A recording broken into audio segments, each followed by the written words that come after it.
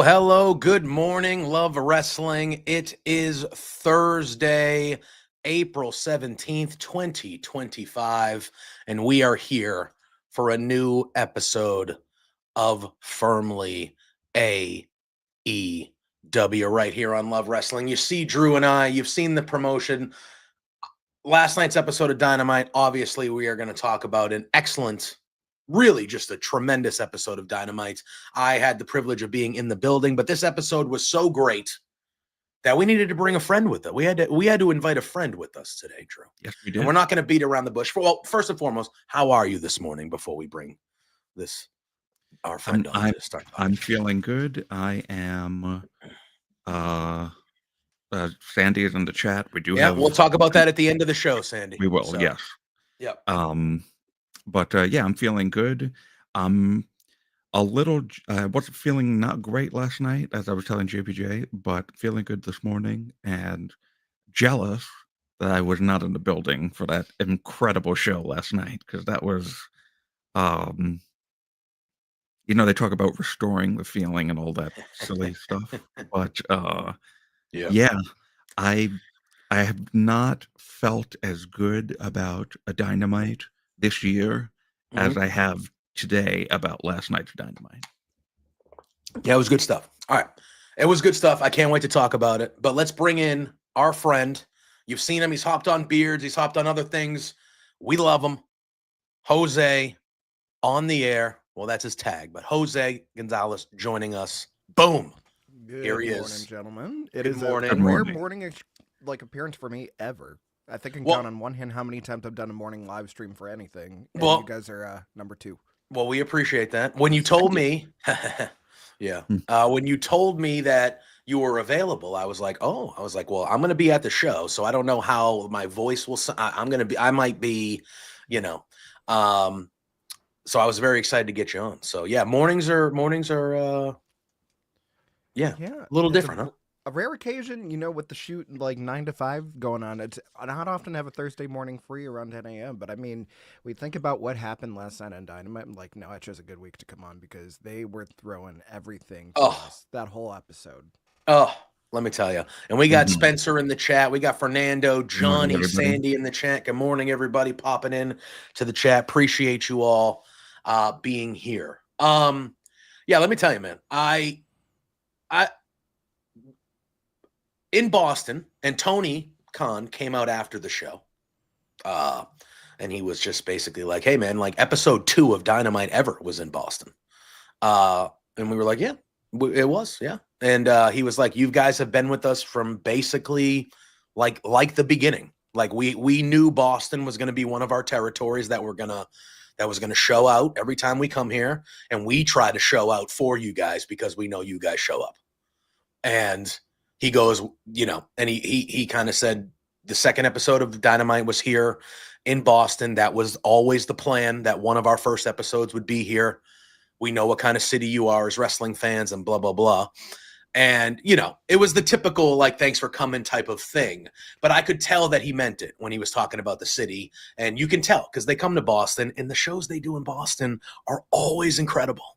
They're always really good, the shows they have set up for Boston. So you can tell that they kind of, they check mark the city as like, yeah, we gotta show up good tonight. Like these people are gonna show up good. We gotta And show of course, up there was perform. Big Business last year as well. That was They a did the Big phenomenal Business show. with Mercedes debuting last year. The second ever Dynamite had that terrific match where Private Party upset the Young Bucks in that tag tournament, which was crazy.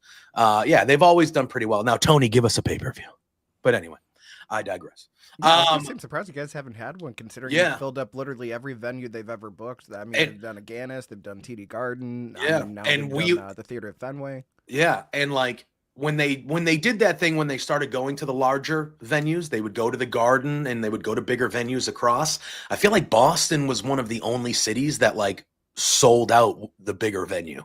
Like, you know Yeah, what I mean? Like especially not for- every city showed up, and you'd see all those photos from pieces of crap on the internet trying to Which is have a an whole agenda. other conversation about tribalism But for wrestling. yeah. But I mean, like, it's always good to see any wrestling company sell out like a lower bowl of like an NHL arena. I'm never going to complain about that. 100%. Especially when they're doing it like trying to get people invested into a women's division that they've been really been criticized about since day one. Mhm. To where we are talking about what happened on Dynamite last night, they've definitely proven that they've taken the steps to show that they care more and more about the women. So, I mean, Yeah. what better way to double down on that than giving us a dream match to open the show? And that's right. Yeah. And I kind of went in thinking, oh, Boston, like that'll main event. I said, that'll main event Mercedes and Athena, right? Mercedes and Boston.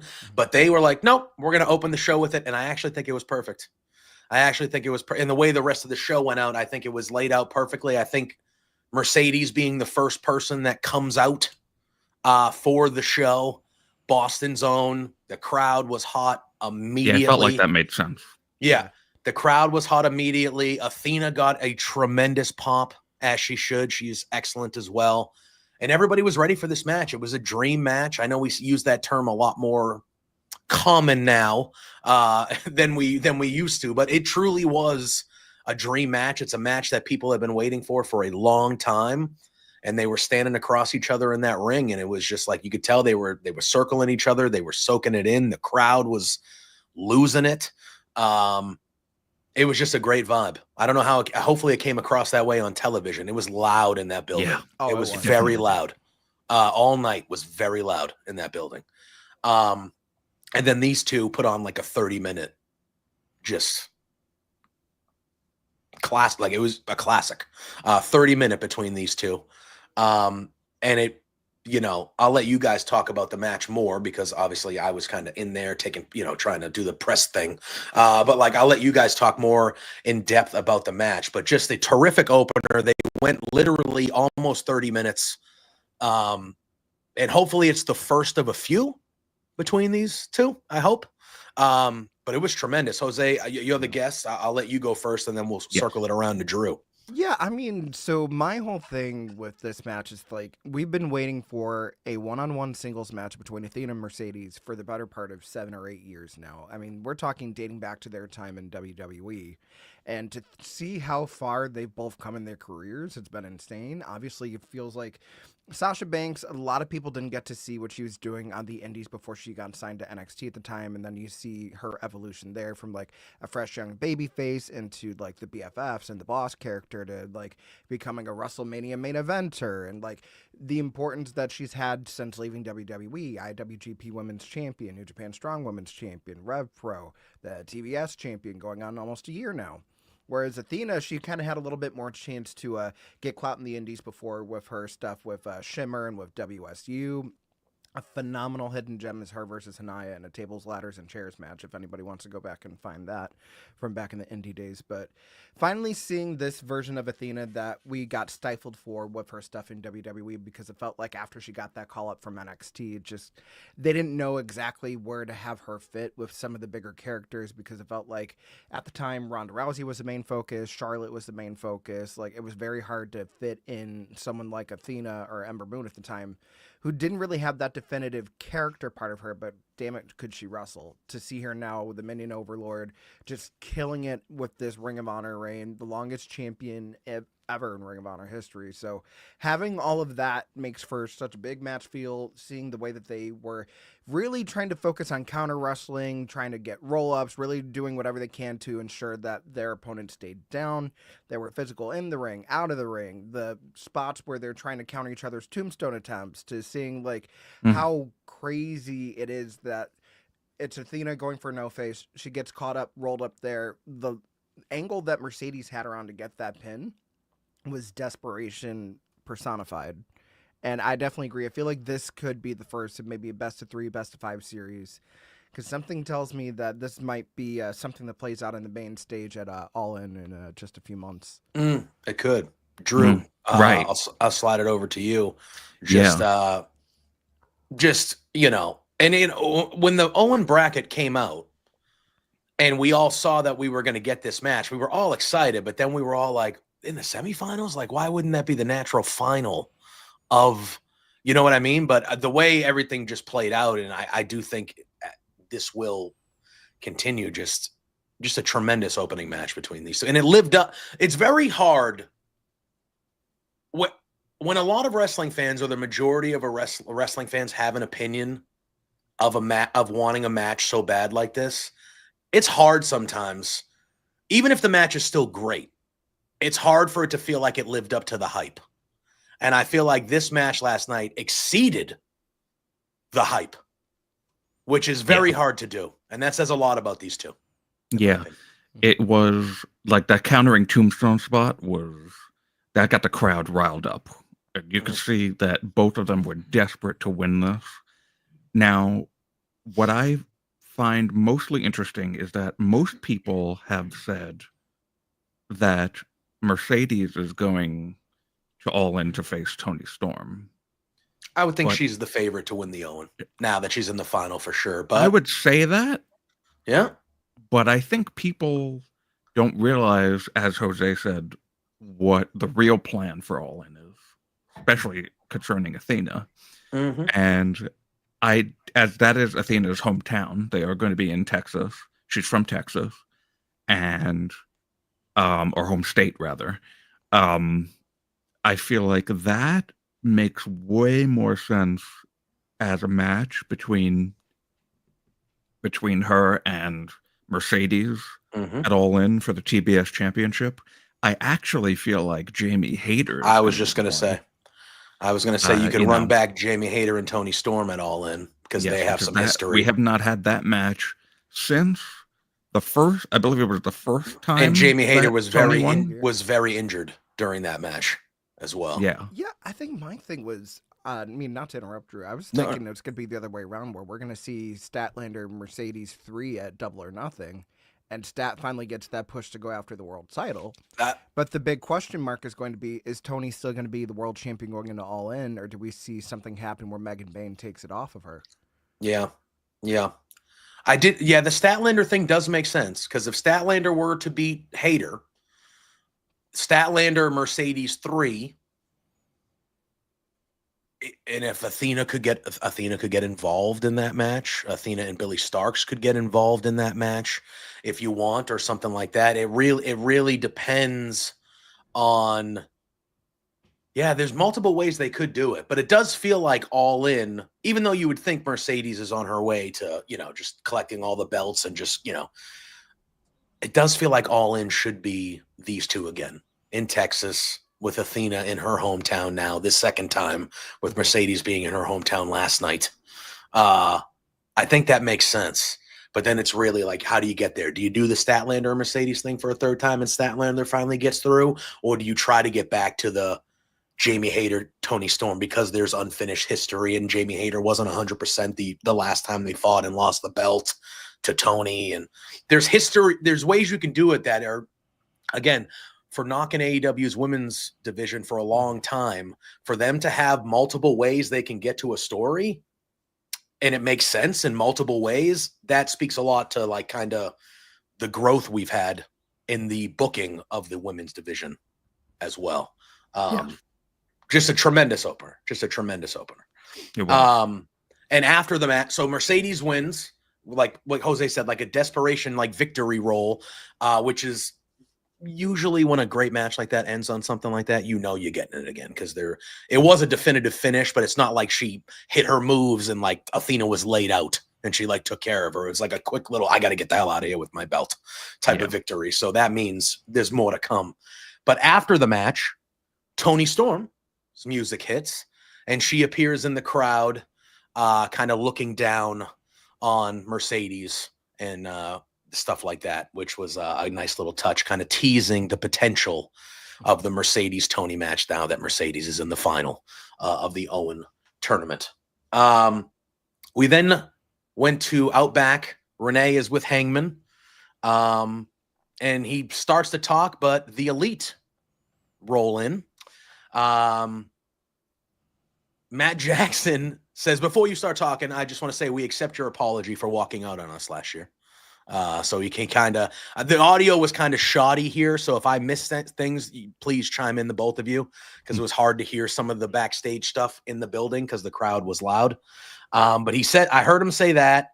And then Nick kind of comes in and goes, hey, we kept Swerve from winning the title. That like, just like you wanted, right? Like that was the main thing you wanted, was Swerve not to win the title. We did it for you, man. Like he's playing that angle.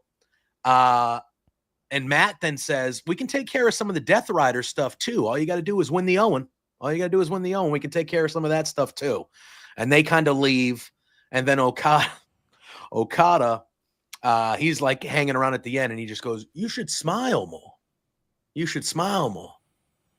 And Hangman's like, whatever. And Hangman starts to leave. And Okada's got this big, you should smile more. And then as Hangman leaves, he goes, bitch. And then Hangman comes right back into frame and gets right in Okada's face. And Okada's like, no, just smile more. And Hangman's like, I got better things to do. And he gets on out of there. I almost wish that they didn't do that segment because immediately I was like, oh, well, wild card's Jack Perry. Like, that's what I thought going in. That was what was going to happen. That's what going in to this, I thought it was either going to be Jack Perry or I thought they were going to kind of do a reverse of last year and it was going to be Jeff Jarrett. Those were my two main choices that I thought were going to be the wild card before we saw what the wild card was. Jose, who did you think? Who was kind of the leader in your clubhouse for who you thought? It was always going to be exactly who it was. Okay. Because I just felt like the timing of everything, as far as like signings go, it's just kind of a matter of, okay, how are we going to do this? Because now we have that void of an injury spot and an Owen that was actually like a shoot injury spot. I think no better way to debut someone and show them like, hey, they're going to be a main player than to give them that rub with a former world champion immediately. It turns out to be the lethal weapon, former TNA world champion Josh Alexander. 100%. So yeah, Hangman Adam Page against the wild card, which was Josh Alexander. Great debut spot. Crowd was very excited to see him. And they had a good match, man. Him and Hangman had a really, really good match. Yeah. And I love the angle that came out of the end of it. Drew, I'll let you talk a little bit about how you felt about the match first before we kind of talk about the post-match stuff, which I actually think is a perfect spot for Josh Alexander, starting in AEW if they go that route. I know they didn't really like fully come out and, say that he's definitely a part of what we saw at the end, but I thought this was a very good debut and a very good match between Hangman and the walking weapon, Josh Alexander, and his AEW debut. I've not seen much of Josh Alexander because I don't watch TNA, but this was the best spot for him to debut in. It really was. And what I particularly liked about this match was showing that Josh was very much prepared for anything Hangman gave him. And Hangman was like, uh-oh, I gotta fight from behind here. I gotta figure out how to put this guy away. And, the counters that Josh was able to do, he was, and he's just an all-around really, really great wrestler. So I'm really happy to see him here in AEW. Obviously, we knew that he wasn't going to win. But I don't think that he looks bad in this loss. And there were multiple people who did not look bad in these losses at all. Well, they did the same thing. This was a small package victory. Like, Hangman had to win with a small package. So this was another... Right, yeah. I need to get a desperation roll-up victory. Like, hey, this guy's he's making me earn this tonight. Like, I gotta beat this guy. like It any way showed possible. Hangman You know, not being prepared for Josh, obviously the wild card, and they even said this on commentary. and that's been Hangman's thing for the last couple of weeks. Like in his he when he's been asked by Renee, he's like, "How am I supposed to prepare? I don't know who it is. I don't how much." You know, like he's been leaning into that too, in his thoughts. You know, so I think it went, yeah. Yeah, so this was perfect debut for Josh. Yeah. So they have a very good match. Hangman ends up winning with a small package. So he is on to the semifinals. And after the match, his opponent, the guy that will be his opponent in the semifinals, Kyle Fletcher, his music hits. And him and Don Callis get to the stage. They confront Hangman. Yeah, you have to say his full name, sir. You have to say his full name. What was his full name? Kyle Fletcher. The Protostar. Right? Oh, the Protostar. Well, that's a nickname. No. That's a nickname, bro. Protostar. He says it's his full name, so I believe him. Well, yeah, you know, Twitch chat rules, you know. Yeah, it's true. It's true. So they come down to the ring. Hangman goes right after Kyle right away. He doesn't wait. He doesn't wait for them to come to him. He goes after them. He hits him with a huge lariat, and then I couldn't see this in the arena. I saw this on socials after. Obviously, I could see in the arena that Josh Alexander got in the ring and attacked Hangman, but I couldn't see from my vantage point Don Callis when he kind of leaned in and was whispering stuff. I saw that afterwards. So, but Don Callis kind of goes over to Josh Alexander. He kind of whispers something in his ear, and then Josh Alexander runs in the ring, and he attacks Hangman. He lays him out with the power bomb, and then Kyle Fletcher gets back in the ring and then hits a brain buster on Hangman. So they didn't come right out and say it, but it looks like we'll find out. I like how they're kind of leaving it a little open-ended here, but it looks like Josh Alexander could be a new member of the Callis family, potentially. He definitely obviously went in there and did whatever Don wanted him to do last night, it felt like. Or at least maybe Don was like, hey, you want to do something? Go prove something to me, or whatever. So we'll have to get more of that story. But I don't hate Josh Alexander being a part of the Callis family kind of right away. He can talk. He can cut promos. He doesn't need Don to speak for him. But I think, he's from Canada. It fits in with the vibe of Callis, who's obviously Canadian. Josh Alexander, towards the end of his TNA and independent run, started being a heel again. Yep. And I feel like you keep him a heel, you bring him in, he's got the faction right away, which kind of gives him a lift. He'll be on TV every week, part of a bigger story. You can lead to a match with Fletcher or Takeshita down the line when it eventually dissolves. You know what I mean? Like, I think that's a good spot. I think that's a really good spot for Josh to kind of move forward here. Jose, I don't know if you agree or not, but I think it's a really good spot potentially with the Callis family. I think it also talks on the history that Don Callis had of being part of TNA when Josh was really starting to rise up as part of the North and everything, calling those matches. And then obviously seeing years later as like Callis left TNA to go to AEW, just kind of thinking about like, okay, if I'm going to bring in someone from the outside to finalize this faction of mine that like we've been having some momentum, then we've lost it. I feel like Josh Alexander makes total sense just because of the way he wrestles is very akin to that of like a Takeshita or a Kyle Fletcher, to the point where it's just like not only can they be technical and like hard hitting, but they honestly don't care about their opponent. They're gonna do whatever they need to do to win. So having that killer instinct perfectly aligns with the Callis family. I agree. And then we had a backstage promo with the Patriarchy. Nick Wayne standing front and center again, as we've seen over the last few weeks. He says there's a hierarchy, and when the father disappears, someone needs to step up. And as he's talking, you hear Kip Sabian kind of go like, hey, like kind of, and Nick Wayne's like, what? And Kip Sabian kind of goes like, and the camera pans, and we see the return of Christian Cage. We haven't seen him since the week after Revolution, when he addressed his cashing in, and Cage gets right in Nick Wayne's face, and he says, Daddy's home, Nick. He goes, it's been a hell of a month. He goes, but last time we were together, you had a little spark in you. And he goes, I've been watching you and I've liked what I've seen, but I remember you cutting a promo here saying that you knew why I did what I did, but you were going to wait to say it to my face. He goes, well, here I am. So say it to my face. And Nick Wayne tells him that see, this is where the audio was kind of crappy for me, but Nick Wayne basically says, like, you would be embarrassed if Cope would have won the title before you. Something along those lines. Was that word for word? That might be wrong. If I'm wrong, let me know. But I'm pretty sure that's the what. gist of it. Yeah. Okay. So he says something along those lines, and Christian is like, okay. Christian denies that, and he goes, you know what? I gave you a month to grow your confidence, to kind of become a man, become a leader. I've liked what I've seen. And he goes, I've liked what I've seen so much that I know one of your dreams is to be in the best of the Super Juniors in New Japan Pro Wrestling. And I said, and Christian says, I got you a spot in the best of the Super Juniors tournament in New Japan. And he goes, and trust me, before you leave for Japan, I'm going to keep you very, very busy. And he says, and it starts tomorrow night. So tonight on Collision, where he is going to face Commander for the Ring of Honor Television Championship. And he says, you're going to face him by yourself. You're going to bring the title home because I know my baby boy would never let his father down. And that's how, and then he slapped Nick across the face and then he left. Slapped the shit out of him. So now, do we know when the best of Super Juniors is? Is that in June? Well, I know the G1 usually starts around June. I don't know if they go around the same time. It might be a little before. I'm not really sure, though. May 9th. Okay. So I think they do the best of Okay. Super Juniors first, and then the G1 is usually kind of the next thing after that. Okay.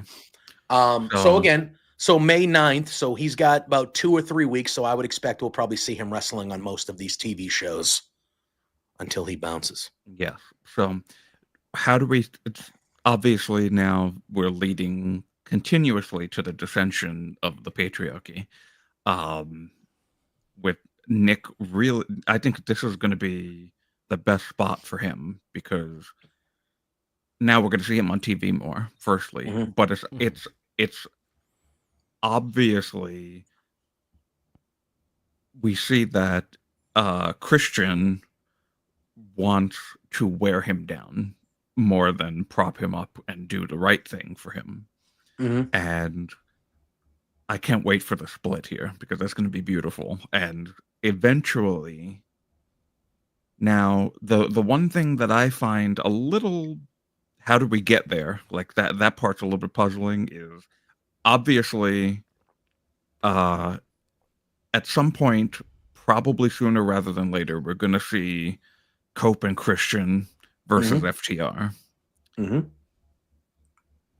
But right now, the way that they're booking the patriarchy, it would seem that Christian Cage is the top heel. And if he were to leave the group, it would still be as the heel. So I don't know how exactly we get to that match with, because you see the story playing out right now. It would be obvious Nick Wayne is going to be the babyface turning on the patriarchy. That doesn't make Christian Cage the babyface. That keeps him as the heel. Well, so how exactly do we get to Cope and Christian as babyfaces? I don't think that's necessarily. I think Nick Wayne could come back from the best of Super Juniors with an inflated ego and kick Christian out of the patriarchy. I don't know if they're not going to be the patriarchy after that, obviously. But you know what I mean? But like I could see it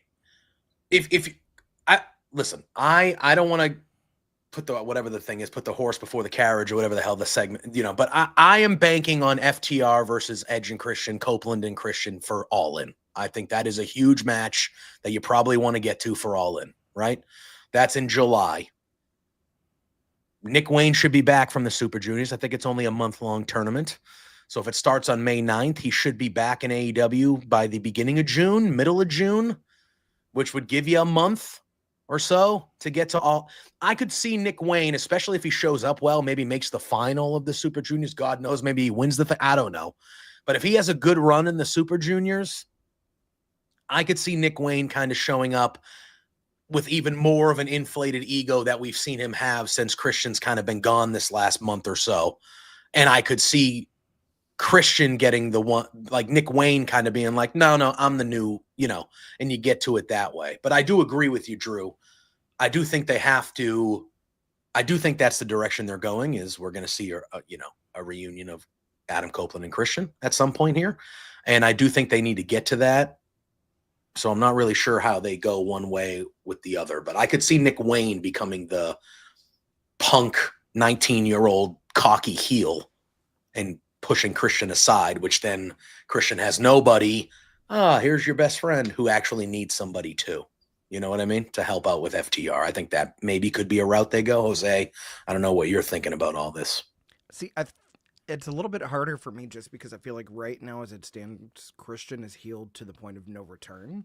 So they would really have to figure out an angle to justify him turning babyface, because I don't know if it's going to be something where you have Nick Wayne and Kip Sabian turning on him, or if it's going to be something where maybe, even if it's not like in a physical capacity, like we get an update from Killswitch and like that's what kind of like flips in Nick Wayne's mind, like, no, like you gotta. Spencer was saying that in the chat. So, yeah, in the chat, Spencer also mentioned Luchasaurus or Killswitch as well. Yeah.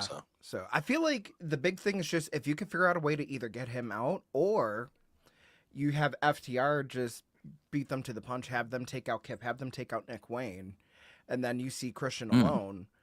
And it's kind of, you see him backstage, you see Cope backstage, and I guess the enemy of my enemy is my friend. Yeah. So you could still have it be where he's not really full on babyface, more of a tweener. Yeah. And they're back together out of necessity, not because they're best friends like we've known them to be. Because especially if you're going to go on almost a 2-year-long program where they're like in and out of each other's lives that all started with a go fuck yourself, it's not going to be like we're getting the band back together like nothing ever happened. It's never going to be that. So yeah. And I could see it going that way. Like I could see, Copeland is out there by himself now. His best friends just turned on him. And then Christian's by himself if his group turns on him.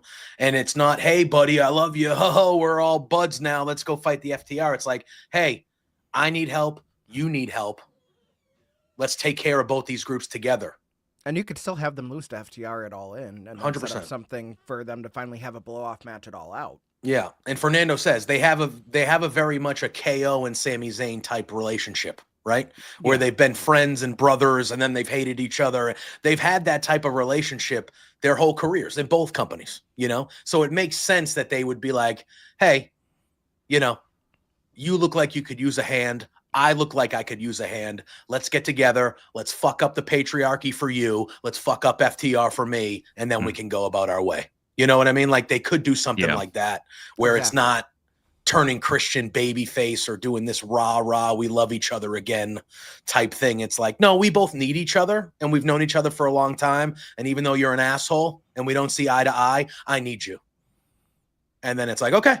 Yeah, like I don't think we're doing like and for the benefits of those with flash photography. I don't think we're getting a 5-second pose out of this. No. It's not the Edge and Christian of yesteryear. No. It's like two disgruntled, grizzled veterans that are teaming together because they have no one else that's going to step up to the plate. Mm-hmm. And I like the idea of FTR. Like, what if FTR goes on this thing of like, we took out Adam Copeland. We hate Adam Copeland, so we're going to take out everybody that has ever been close to Adam Copeland. And what if they go after Christian?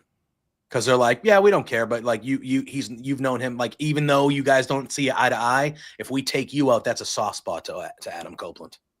So we're gonna try. They could do things that way too. Like I feel like they can get creative about it if they want to, in a way that we get there. But yeah, I think it's in the cards. I think we're getting it soon. Do we think that Nick Wayne wins the Ring of Honor Television Championship tonight? Hell, or do we think no? Do we think Christian gets involved and maybe?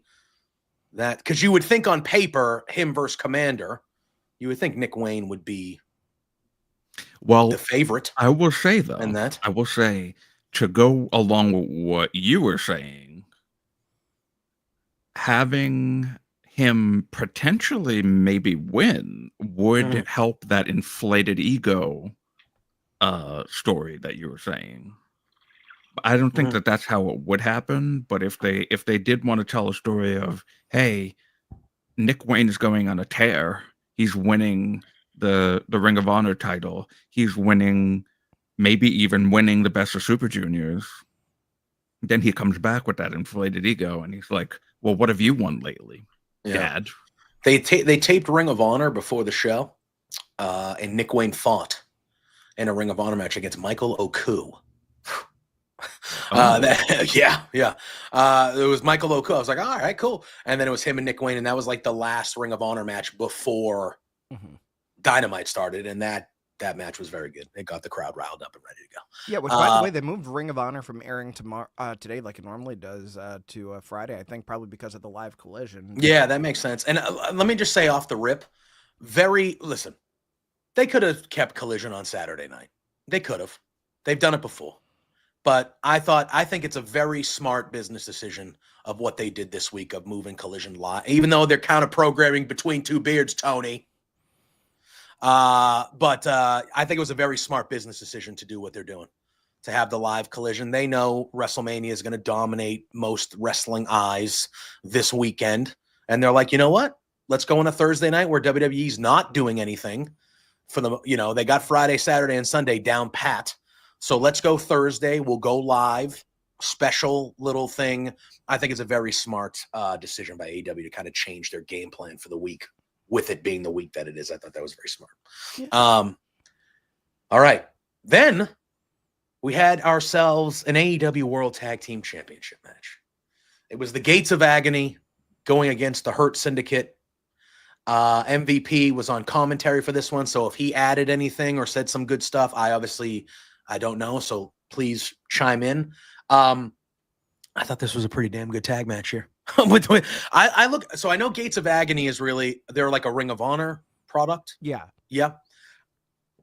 I look at the AEW tag team division and I'm like, think about the last couple pay-per-views that we've seen. They kind of threw the Outrunners at Hurt Syndicate. Then we had the Learning Tree, kind of just like, all right, who's fighting the Learning Tree? Who's fighting the Hurt Syndicate this pay-per-view? Okay, get all right. Now in the next team, blah, blah. And I look at a team like Gates of Agony, who's established, have been a team for a long time, tag team champions and multiple. And I'm like, why are they not on AEW television more with the way that they, you know what I mean? Like, I'm like, this is a solidified tag team that has a history, has championships in their history. I look at a team like that and I'm like, you're telling me that this couldn't have been, not that I disliked, what they've been doing with the Hurt Syndicate, but I'm like, this is a team that you should be pushing to like a pay-per-view match with the Hurt Syndicate, is an established team like this, as opposed to kind of what we've seen the last few months, which have been thrown together in the matter of a week or so before the pay-per-view for the Hurt Syndicate. I just think and the way they showed up in the match, I just thought the Gates of Agony should be a team that we see a lot more often on AEW if they are there to be used. I thought they were very good in this match. I thought this was a good match. It went long. It was more of a competition than I thought it would be. Not that I thought they were going to squash them, because Gates of Agony are legit, but Gates of Agony got their shit in this match. Like this was good. This was a good competitive tag team match for the tag titles there. Jose, I'll let you go first. Jose, go ahead. Yeah.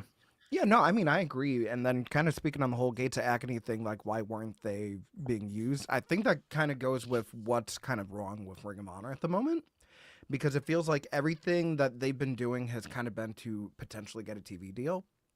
And they've seen that the choices they've been making on that brand have not translated well, either with Honor Club subscriptions, people actually paying attention to the brand, to the point where now it just feels like Ring of Honor really, now more than ever, is just a feeder system for the AEW main roster. I mean, you waste so much time on a Jericho reign that never needed to happen for the world title. You've kept Athena literally exclusively in Ring of Honor, aside from like this part of the Owen. The last time she was on AEW television before that was a random Battle of the Belts defending the title against Red Velvet.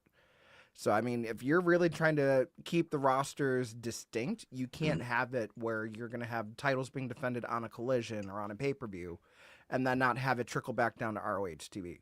So it's nice that they got this rub. I would be very curious to see why we haven't seen some of the other tag teams in AEW really step up to that plate yet. I don't know if it's because they're saving FTR versus the Hurt Syndicate, maybe for Double or Nothing.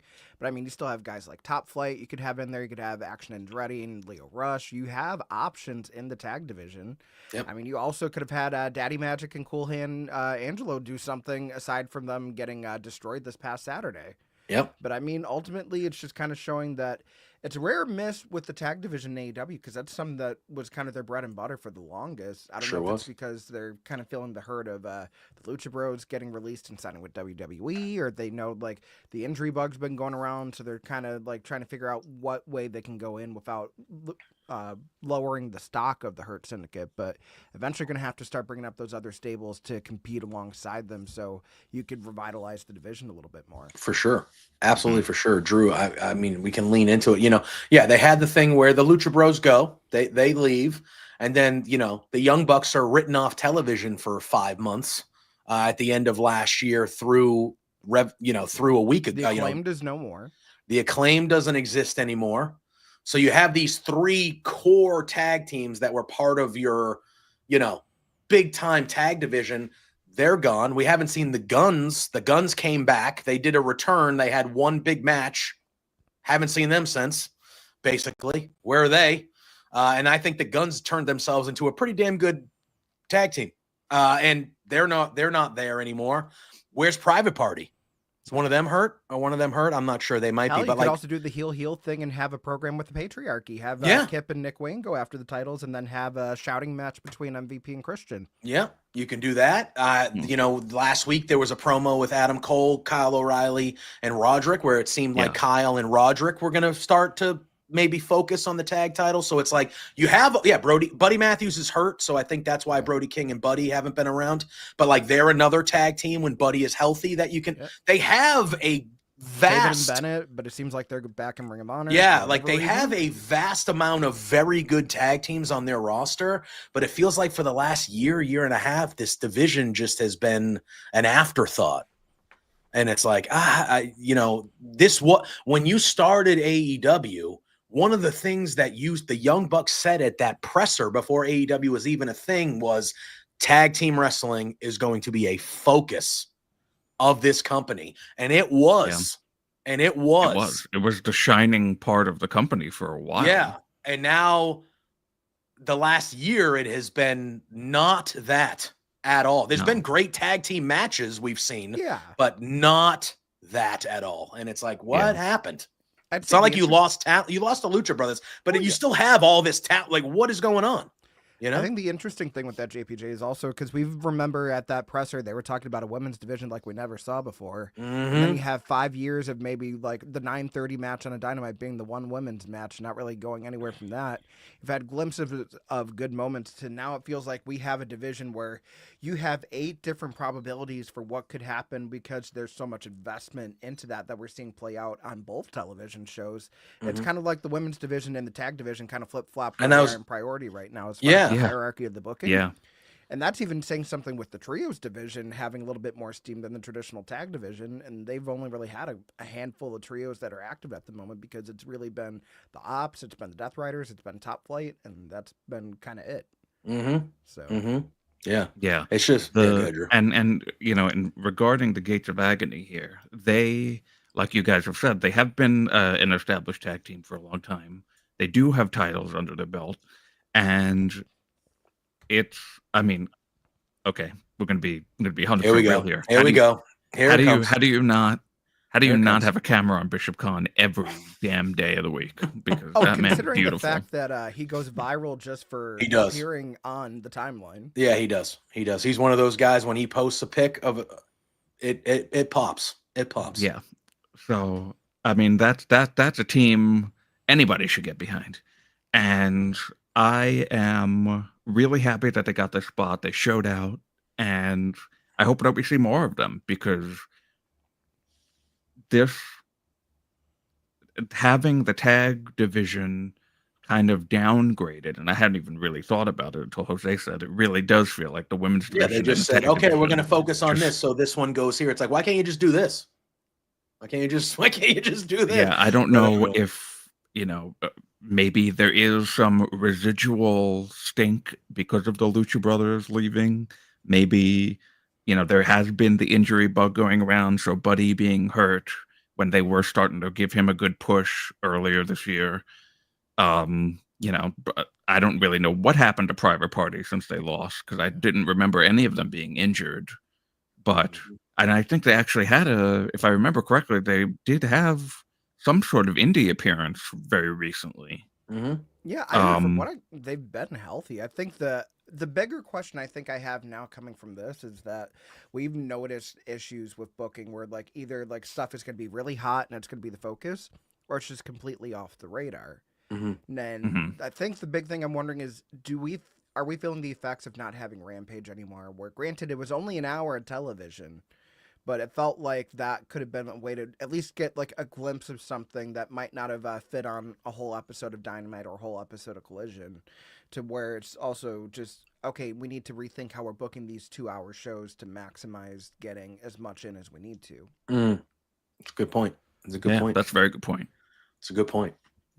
All right, so we had some stuff post-match here. Hurt Syndicate wins. Bobby Lashley hits a spear on Bishop Khan to get the victory. They retain, as to be expected, obviously. Mhm. And almost immediately, MJF's music hits. He gets in the ring. He grabs a mic. He gives it, he's putting them over. He's saying, Hurt Syndicate, everybody, blah, blah, doing his thing, kind of schmoozing him a little bit. And then he goes, all right. He goes, as you can see, I bring a lot to the table. He goes, Montel, you know this.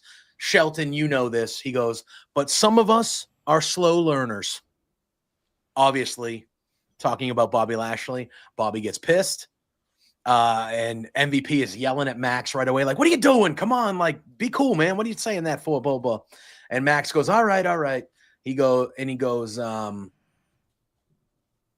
do you say? MVP says, get to it. Bobby's getting pissed.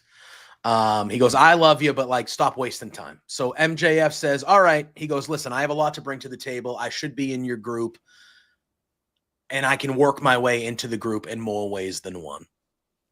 And then he brings down a slew of ladies to kind of entice the Hurt Syndicate here. It seems like it works a little bit with Shelton Benjamin was excellent in this segment. Very funny. Excellent. But yes, so Shelton Benjamin says that he's a fan of very, very nice things, looking at the ladies, and he says, but I need a little bit more. He goes, I need a little bit more time. And he's kind of looking at Max's watch. Max is wearing a nice watch, and he goes, Max goes, oh, you want my watch? And Shelton goes, yeah. He goes, yeah, you know what that means. Yeah, I do want your watch. And Friedman goes, I can give you my watch, but I'm going to need a thumbs up. I'm going to need a thumbs up from you if you want my watch. And they do this thing where Shelton is like starting to give the thumbs up. And then eventually Bobby gives Shelton a look like, I'll kill you if you give him a thumbs up. Yeah. And Shelton goes, yeah, okay. And he does the thumbs down, which obviously upsets Max. He freaks out. He looks like he's going to flip out, but he stays calm. He goes, I love democracy. I love the power of voting. I respect the people. Maybe not the people here in Boston, but I respect the people. He goes, I know I'm growing on you, Shelton. He goes, I'll take this as a token of appreciation. He goes, I'm going to give you the watch anyway. And he goes, as a matter of fact, you can have all of this for the night too. He goes, there'll be more where that comes from once I do get that thumbs up. He turns to Bobby and he says, that you are the Almighty, and that's great, but I'm known for getting what I want. And that's really, for better or worse, the gist of this segment. There was a backstage segment that happened a little bit later where MVP was like, hey man, he was trying to plead his case to Bobby again about why MJF should be in the group. And he says, hey man, like, listen, MVP was basically saying, let's let him in. And at the first sign of bullshit, he's out. Like and Bobby goes, we heard him. At the first sign of bullshit, we heard him. And MVP's like, we'll get there when we get there. He's like, but I think this is good for us. So it seems like as the weeks go on, it feels like Bobby is going to cave in and MJF is going to be a part of this. I don't know if that's the vibe you got. I couldn't hear the backstage segment tremendously well, but I think I got what it basically said. Drew, why don't you start this one and then we'll round it out with Jose. But like, what'd you think of this post and the segment in the back, but this whole thing with MJF continuing with the segment last night? So I really enjoyed the segment. Mm-hmm. The women part, do we want to do we want to present like, oh hey, here's sex. Here you go. Here's some women you can have sex with, and is that the greatest way of doing this? No, but I didn't feel like it was as distasteful as a lot of segments have gone in wrestling with presenting women to men before. So I didn't hate it like it could have been hated if they went down a path. Yeah. But yeah, so what I'm seeing here is I think the build-up for MJF becoming a part of Hurt Syndicate is that the moment that Bobby finally gives the thumbs up, I think that's when MJF's going to do the MJF is Batista. going to.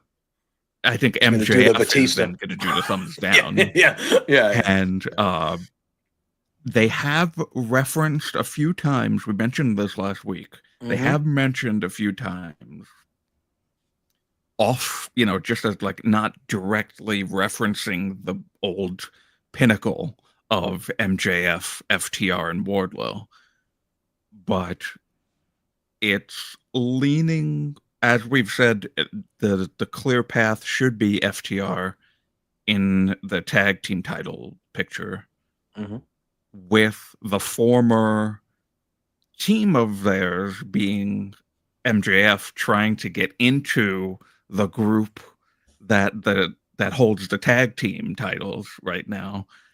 You could put 2 and 2 together there, where it would be, okay, finally Bobby opens up and says, yes, you can be part of the Hurt Syndicate.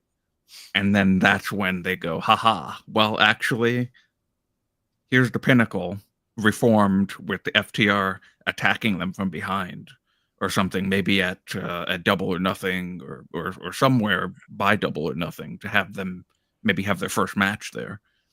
But that's how I can see it happening. I don't know if anybody else agrees, but it does. I think it would be a good fit to have FTR and MJF reunited as a team. I don't know if maybe that means Wardlow comes back. I don't know. But yeah, I did enjoy the segment, and yeah, so it wasn't as distasteful as I feel like it definitely could have been regarding the women that were in the ring. Yeah. And the comedy aspect of it, specifically with Shelton Benjamin, I think helped that. Tremendous. And he was great in the backstage segment too. The one line that he had in the backstage, like Shelton was the standout of these two segments for me. I'm like, lean into him being funny more, please. Like, lean into that. He was excellent.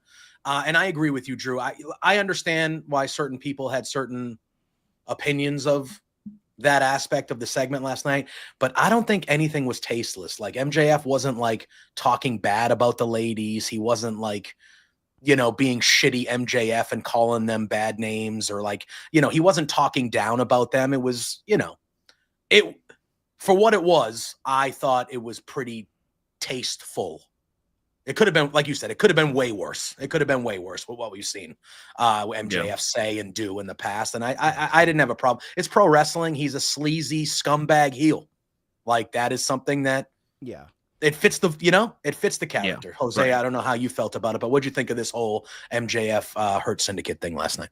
I mean, for the most part, I enjoyed it. I think it's still interesting that you go from having what was the major opener with Mercedes and Athena to later in the show having women being used as a proposition piece.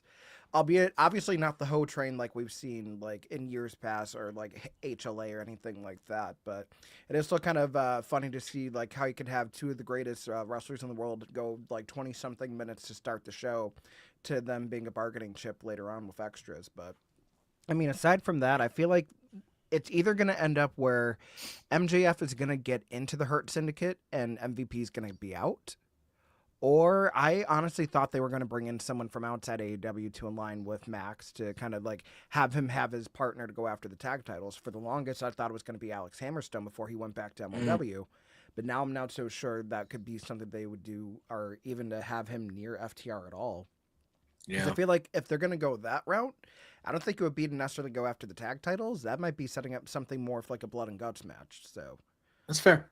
Yeah. I think at the very least I could see, I don't know if it would lead to MJF like being realigned with them, but I could see him 100% costing the Hurt Syndicate the tag titles to FTR.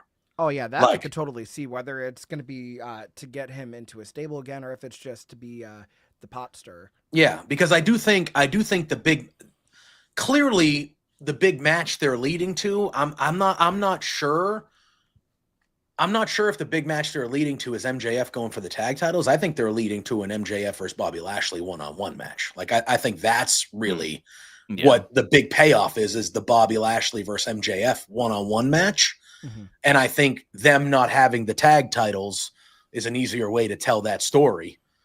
And I think MJF costing them the tag titles to FTR, which we know he's been friendly with before in the past, I think that can make sense if they do it that way. So I'm interested to see, but I could easily see, because I didn't hear this live, but they announced on commentary that FTR was suspended for the week. Yeah, they were suspended and fined. Yes, they did. Okay.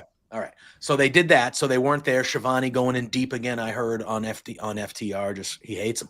He hates him. But yeah, so driven, for fuck's sake. Of course he hates him. Yeah, of course. Of course. I knew it was happening. But all right. So that was good. And then okay. Speaking about good. Konosuke Takeshita and Will Ospreay. Now, I was in the building. I'm biased. But goddamn, man, if this wasn't one of the best matches I've ever seen live in my life. I could not believe that this was free. This was free on weekly television, this match. This match was incredible. Now, I'm a sports fan. I'm a basketball fan. Kristaps Porzingis was in the building last night. He was sitting front row. I don't know if he's a wrestling fan, but he was there. And from my vantage point, I had a pretty good view of him. And I kind of kept my eye on him this whole match, because I knew that this match was going to be great. And I was like, Kristaps has no idea what he's about to witness right now. He has just no idea what's about to happen. And I was kind of watching, as I was watching the match, I was watching him, and I watched this 7'2" basketball player. By the end of the match, he was on his feet, like cheering for Will Ospreay when that match ended. And I was like, that is what it's about right there. Like this type of match. And what we saw, if that was your first time in an AEW show, this whole show in general, like that's how you keep people. But like, this was the best match of the year for AEW, at least on Dynamite, at least. This was incredible. This was an incredible match between these two. Started off a little bit slow, feeling out each other, but once this thing picked up, holy crap, man. Holy crap, these guys didn't stop picking up from there. My God, what a match between these two. Jose, I'll let you kind of talk about but this was, man, the whole energy of the building, just, I didn't think it could go higher because it was pretty hot from the whole time. But when this match started to really hit that crescendo, like that place was going nuts. This was a tremendous match. Yeah, I think the best way I could describe it is I feel like you have Mercedes and Athena coming back from the curtain after their match, and they're probably just like ribbing the guy saying, okay, top that.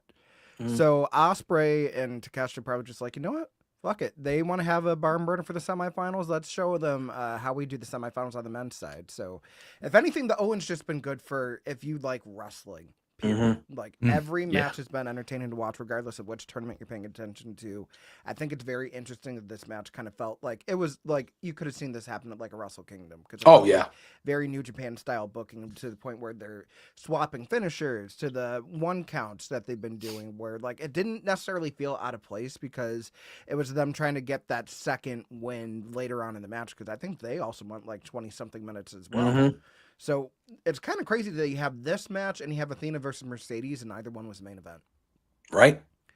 Which is just like, okay, so neither one of these matches were the main event. Then something has to be going on in the actual main event to justify it being the closer for the show. But I mean, this was exactly what you would expect it to be, like, especially with Takeshita, like, after losing the international title, kind of just like, okay, now what? This was Mhm. him trying to do everything in his power to get a chance again to become a champion. But we've seen the resiliency of Will Ospreay, especially now that he's been on his own, trying to fight tooth and nail to hopefully get into the world title picture finally. Because this time last year, he was getting screwed out of the international title with MJF. So I think this is going to be the year that he goes all the way, and we're going to see Ospreay for the world title at All In. It's just a matter of if it's going to be Mox holding that world title, if it's going to be Swerve, or however we get there. But I feel like this was an excellent semifinals match for sure. Oh, Drew, I'll let you go. Just tremendous. Was, you know, Will Ospreay was part of the reason why in Best of Super Juniors 2016, when I first saw his match with him and Will Ospreay and with Ricochet, that was what I felt truly made me a wrestling fan. Just for the art of wrestling itself, I have been a huge fan of his, and now with Konosuke Takeshita as well, just being a wrestler's wrestler, someone to really aspire to be in wrestling, and these two having this match, I mean, was just it almost makes you speechless, because to see two guys fighting like hell to get to this Owen, to get that opportunity for All In, and just counter after counter and near fall after near fall, the one count back to back like that was incredible. Just stupendous. Even just I have nothing but the most positive of adjectives for every moment of this match, because I love these guys, and this is really the wrestling that speaks to me. I love this type of wrestling. So I just, either one of them could have won and I would have been okay with it. And I actually did think that Takeshita was going to be the victor. Really? Yeah, because of the Don Callis stuff, I had a feeling that maybe they were going to go with Takeshita and Kyle Fletcher facing each other, just for the supremacy of the Don Callis family. But this was just perfect. It was perfect. I don't know if I know Dave Meltzer, who I'm not like the biggest fan of Dave Meltzer, but he's the star ratings guy. I saw that he was giving star ratings to matches last night, but I didn't see what he gave this one. But if he didn't give it 5 stars, there's something wrong with him. Yeah, I think he did. But either way, I thought it was excellent. And now we're gonna, at Double or Nothing, if Ospreay makes it, at Double or Nothing, you're talking about it's going to be Will Ospreay versus either Hangman Adam Page in a match that I'm very interested in seeing, or we're going to get another Will Ospreay versus Kyle Fletcher match, which have all been tremendous matches as well. So like you're going to get like either this kind of first time match with two big dudes that are like with them two and Swerve, I feel like are the big three when it comes to like babyfaces in AEW on the men's side of things, even though Hangman is still kind of, but those are like, so yeah, man, it's just really good. It's just really good. I don't know what one I want more, whether I want the Ospreay and Hangman for the first time really, or if I want to see Ospreay and Fletcher again, because I want both of those matches, but I'm just like, either way, like, he's going to have another banger at Double or Nothing. He's probably going to win the tournament. And then I would be shocked, if he's the guy that finally dethrones Moxley and the Death Riders for the world title. I think Ospreay is somebody that, he's one of the few that I've kind of changed my tune on that a little bit. as much as I want I would love for it to be Ospreay. I actually think, based off of the story that they've been telling for the last year and a half, with Hangman really being the main character of AEW, I kind of feel like it should be him. I feel like Hangman should be the one to dethrone Moxley. Maybe even especially with the story that they were telling at Revolution, with Hangman coming out to maybe not even help or hurt Swerve, but to just be a presence in the ring in that moment. Yeah. I kind of feel like they could flip that for All In and have Swerve be out there, maybe for Hangman this time, and maybe Swerve helps Hangman. Because we know that there's going to be a gigantic overbooked mess for whoever is facing Moxley at All In.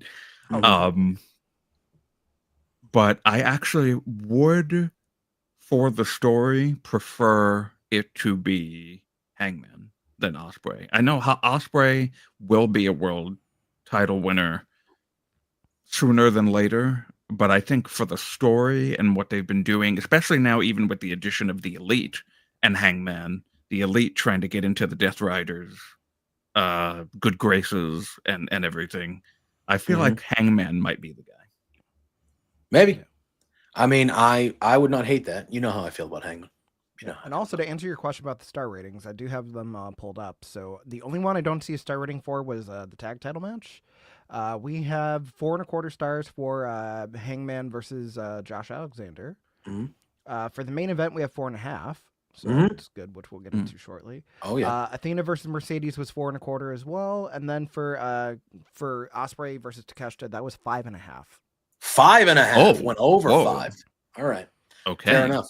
Yeah. I think they said this was his 49th 5-star plus match from Meltzer. Wow. So the next one is the big 5-0 for Will. Whenever we get that, probably a double or nothing. But you know, well, you just talked about the main event, 4.5-star match. It was the Death Riders, Jon Moxley subbing in for the injured Pac, defending the Trios Championships against the Ops, which also had a substitution in their match because Hook was injured. Is that storyline or real?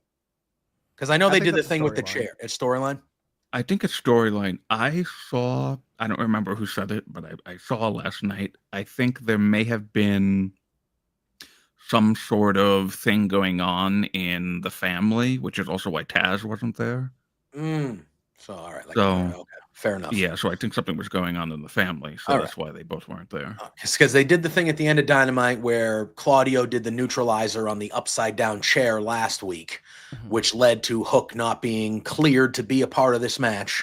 So Shibata and Samoa Joe called upon Powerhouse Hobbs to join the team. I thought that was it was. I thought that was a good substitute. I thought Hobbs was a good substitute there.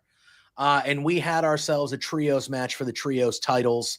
I happened to be right near where the Death Riders made their entrance to the ring. I was told by Drew that you could see me on the television show at the end there. Way to go, Tony. You got to put the moneymakers on the TV screen, bro. You got to put the moneymakers on the TV screen. Every time, when it was the BCC and they would come, and I was in the path of them, because I was in the path of them multiple times, always cut. I was never on TV. Yeah. So, all right. I guess who the favorite is here on this show. At least you guys were on the side where they actually had cameras going. I was never afforded such luxury to be seen on an AEW camera. There you go. Tony Khan really liked one of my tweets too last night. I was like, listen, love that for you. Will Washington Part 2, man. Give me a job.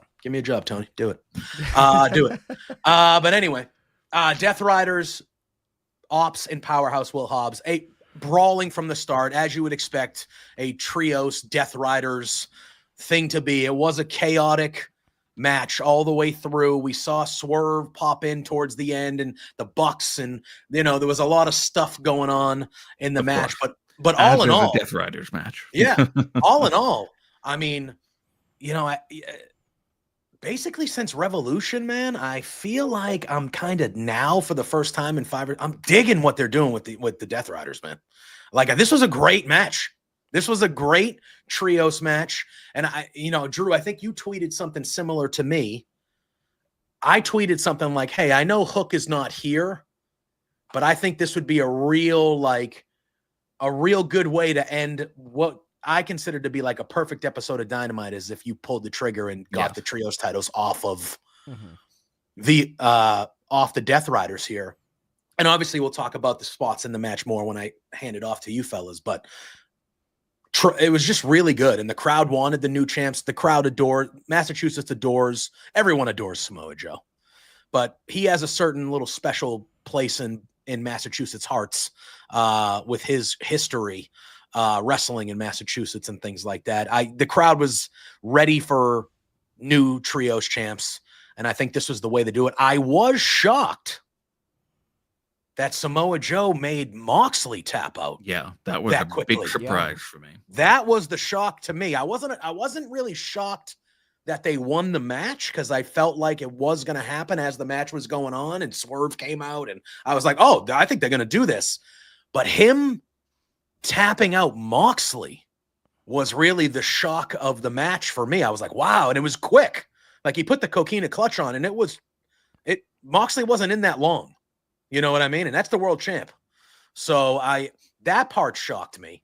But all in all, I thought it was a fun, chaotic, and really great main event with the new champions being crowned to pop the crowd, to send everybody home happy. Really loved the main event, Jose. Really loved it.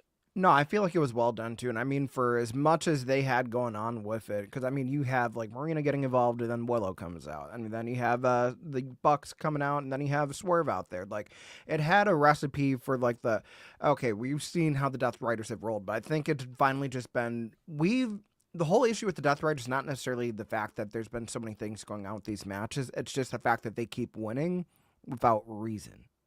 And especially because now we also have the added element of Mox being the one to pass out. Because I'll be honest, I feel like everybody thought it was going to be Wheeler Yuta.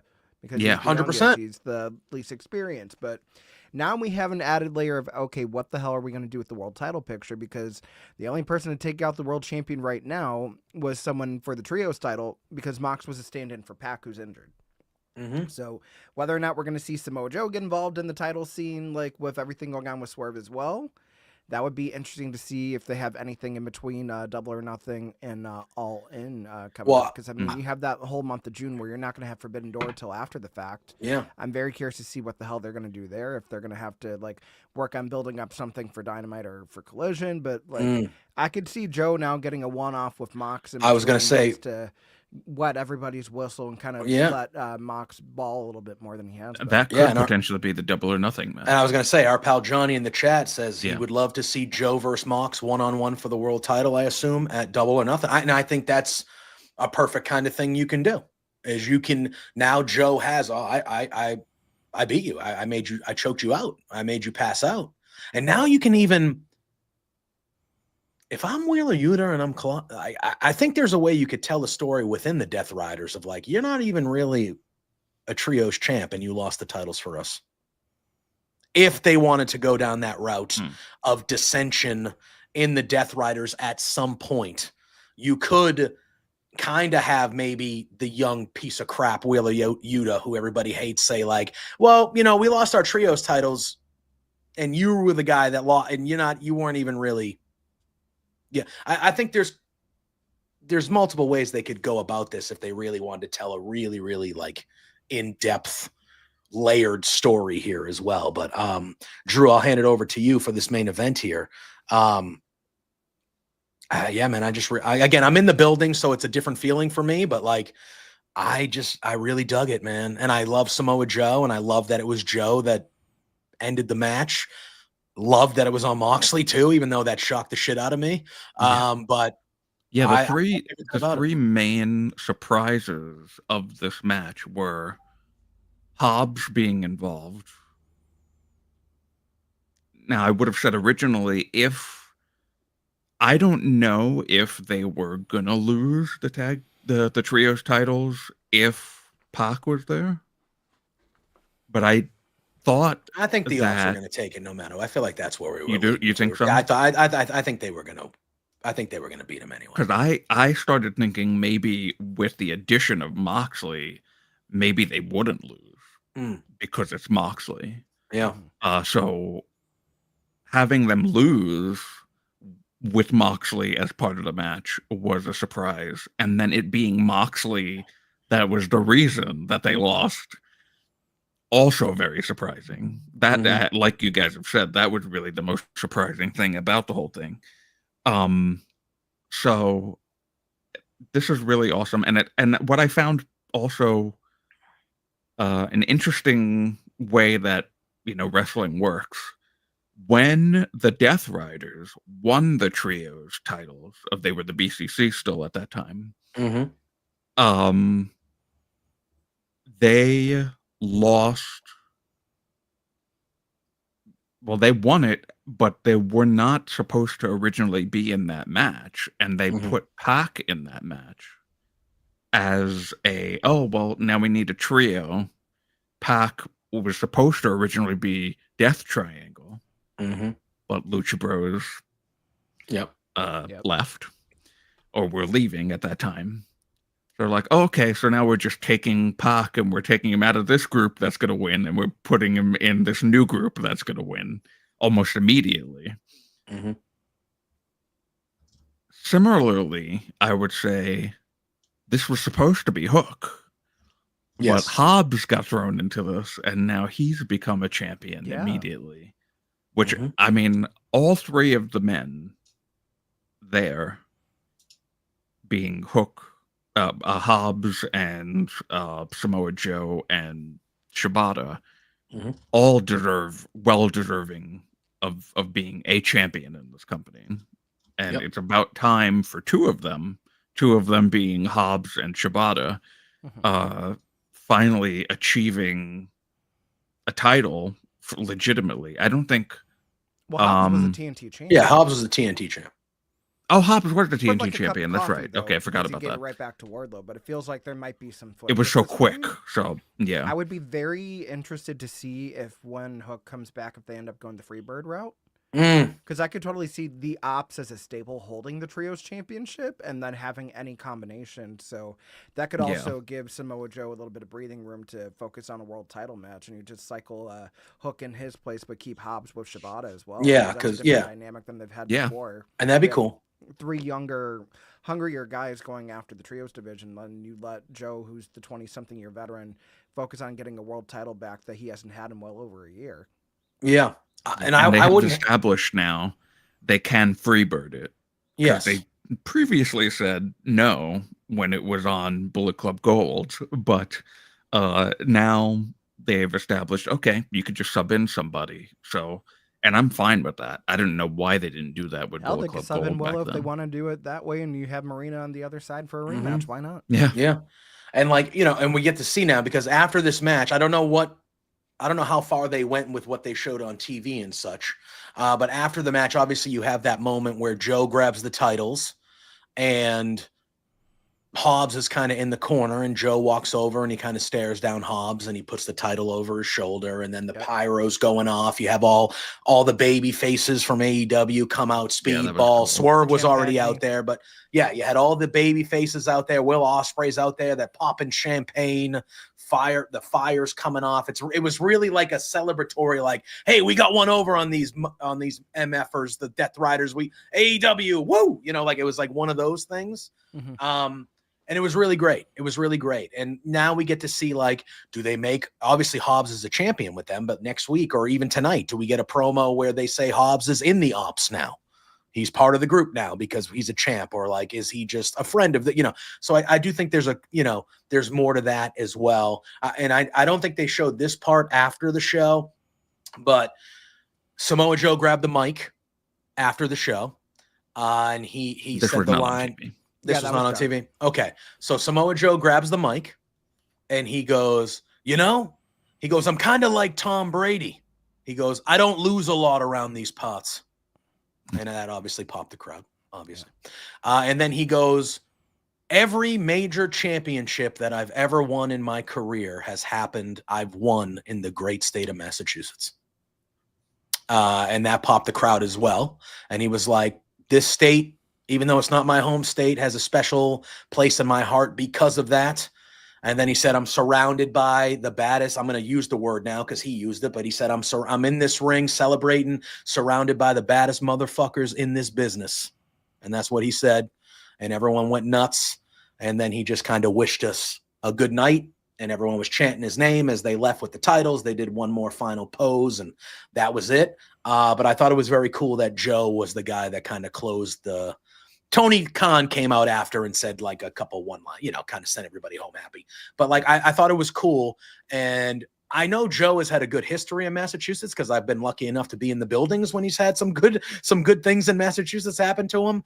But I wasn't aware that like literally like almost every major championship that he's won, the events have been in Massachusetts when he's won them. And I just thought that was crazy.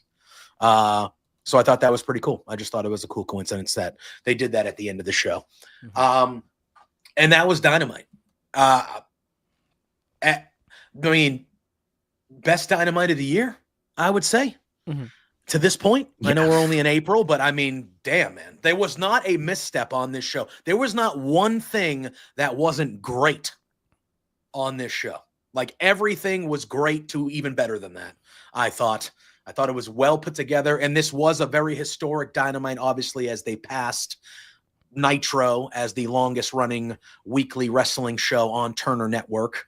So not only were they trying to ball out WrestleMania week to kind of put their imprint to start the week, really, but they also made it a big show because of that as well, and I thought they knocked it out of the park. I thought it was a perfect episode of Dynamite. I thought it was truly perfect.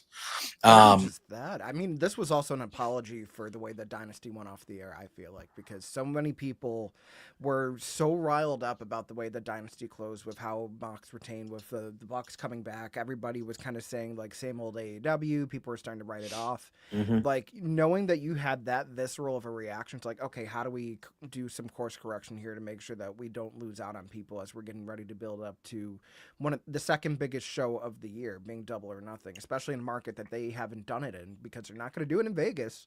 They're doing it in Phoenix. So yep. I think this is going to be a ticket mover. Hopefully we start to see more tickets moving for All In as well as a byproduct. Whether it will or not remains to be seen, because they're still sitting pretty at the 11,000 tickets sold for a 40,000 seat baseball diamond. But yeah, it's going to be a long road to Arlington, but I have a little bit more faith now than I did a couple weeks ago. Yeah, 100%. 100%. It should be good. And I think, especially if you like, look at people love Samoa Joe. And I think if you lean into Samoa Joe versus Moxley as your Double or Nothing headliner for the title, I think that'll get people in the Arizona area excited. Like, people will buy tickets to see that match. I think that's a big time match. And it's a big time match with two big time legendary type guys. I feel good. I feel like coming out of now, again, I think AEW has been on a heater here for a few months now. I think we've seen some solid, the way that they have turned Collision over the last couple months from a show that you could completely miss and you wouldn't miss a thing, to some weeks Collision's the best show they do. Some weeks Collision's the best show they do now. And I think, and that's not saying that Dynamite's bad. That's just saying, like, some weeks Collision is just better than Dynamite when Dynamite is still good. I think that's important. I think AEW is on a good track right now, as they are a few months away from what they hope is their biggest show of the year in All In. So hopefully the trend continues and they lean into the stuff that the people want to see and like put more shows out. Like, a Dynamite like that can't happen every week with like a loaded card like that, but you got to have bigger matches on television every week. You got to draw big time matches, at least on Dynamite every week, more than I think we see every so often. And I think it just does good stuff. So just an excellent night of Dynamite. I expect them to be they're going to be live tonight, 8 p.m. For Collision. I expect it to be another hot crowd, another real good show tonight they're going to put on as well for the people of Boston down at the MGM. I expect it to be a good time. So that was Dynamite. I know before we get out of here, obviously I know we really, you had mentioned the,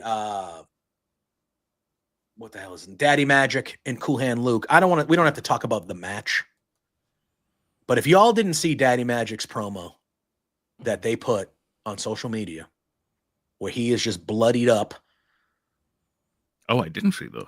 Oh, you did not see that? Yeah, no, No. I was on their socials. I mean, It's on their socials. Obviously, after the show, go I'd check it find out. Just, I can't say enough about that guy from a promo perspective. That he is just very good. He is just very, very good at cutting that type of promo. They should be utilized more. He should be utilized more. Yeah, I just wanted to call that out because I saw that promo over the weekend, and man, that's like the second really, really like great promo that he's cut that they've thrown on socials in the last year or two, where it's like, how do you not have that guy talking on your TV show more? Like, how do you not? Like, that is real good and it's stuff. always with the Crimson Mask, no less. It is. He's always It is, 'cause bloody, last or time it was after a too. match, Yeah. he's tired, he's emotional, but it's just like, man, that It's guy like could sell best me a promo ticket is to when anything. he's got a crimson mask. Well, not really. I mean, he's a phenomenal talker. I love him so much. Yeah.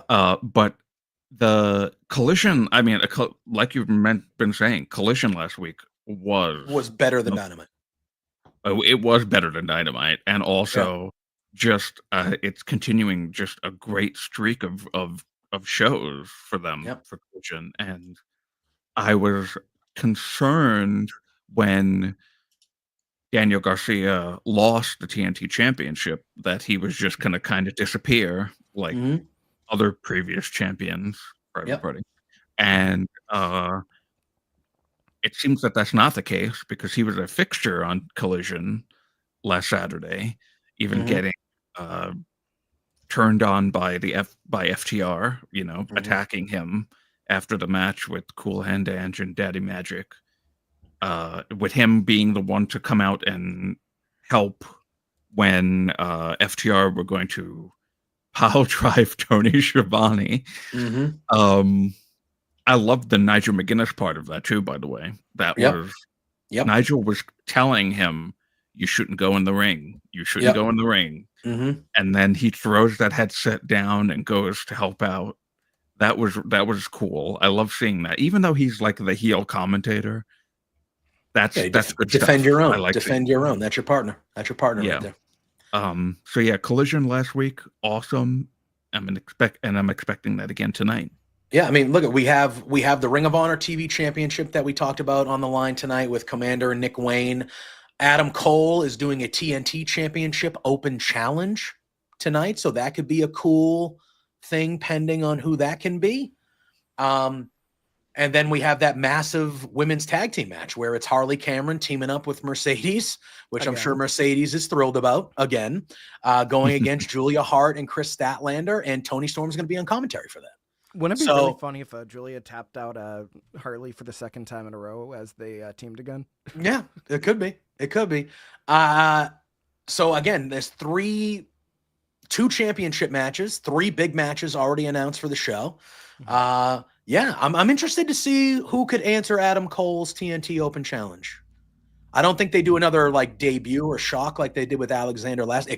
I wouldn't want Josh Alexander losing his first 2 matches, but like I think that would be a good choice.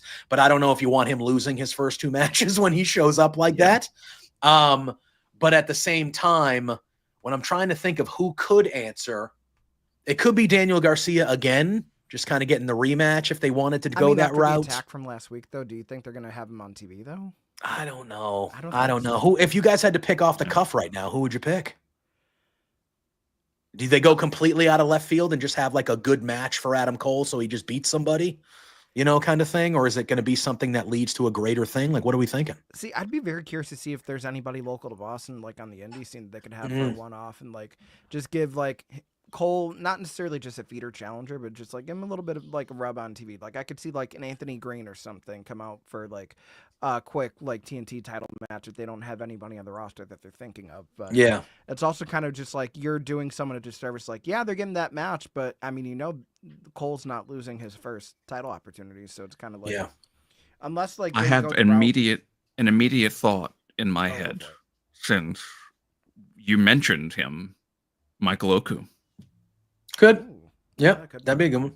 What if they went the Boston route, and there's obviously history here, but what if it was someone like Mike Bennett or Matt Taven? I was about to say, if you want to show like they are truly separated from the Undisputed Kingdom days, you have someone like a Taven or a Mike Bennett go out there and Yeah, because Bennett is from Boston. Taven is from Portsmouth, New Hampshire, or Manchester, New Hampshire. Well, he's from New Hampshire, which is clearly but not you got far New from Englanders Boston. over there, though. Yeah, we got New Englanders around. Like, could they do something like that where it's like that gives commentary a great history to talk about during the match?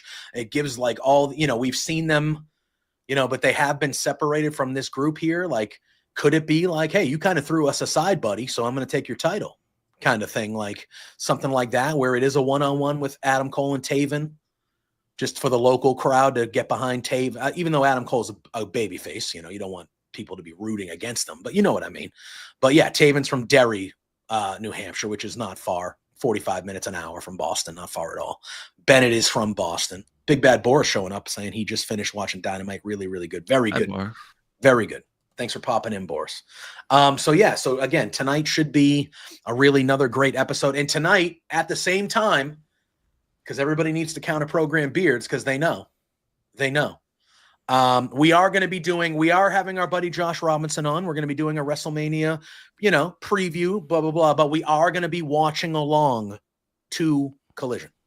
So that is going to be something we are live updates, live watching along to Collision as we are kind of running through the WrestleMania card and doing our WrestleMania preview. We're also going to preview the Progress show this weekend as well. They have a big show in Vegas, and we're going to preview that as well. But yes. Okay. Now we have a couple. You want to talk about? I do. Nick. I do first. Yes. We're going to talk about Nick Khan. Yes, and then we have a couple. Then we have a couple announcements before we get out of here for the day. One that involves Jose and myself, and then one that involves Firmly as a whole. But first, yes. So, obviously, as you know, Firmly here as of this moment. We've been telling you for a few weeks. We're going back to probably one time a week, guys, where we're going to be talking about both in one show. But Drew and I clearly for the last months and months and months have been doing two shows. So we talk about WWE, we talk about AEW. It is clearly a big week for WWE, obviously. It is their biggest week of the year. And Nick Khan was on the Bill Simmons podcast, a podcast that I listen to weekly.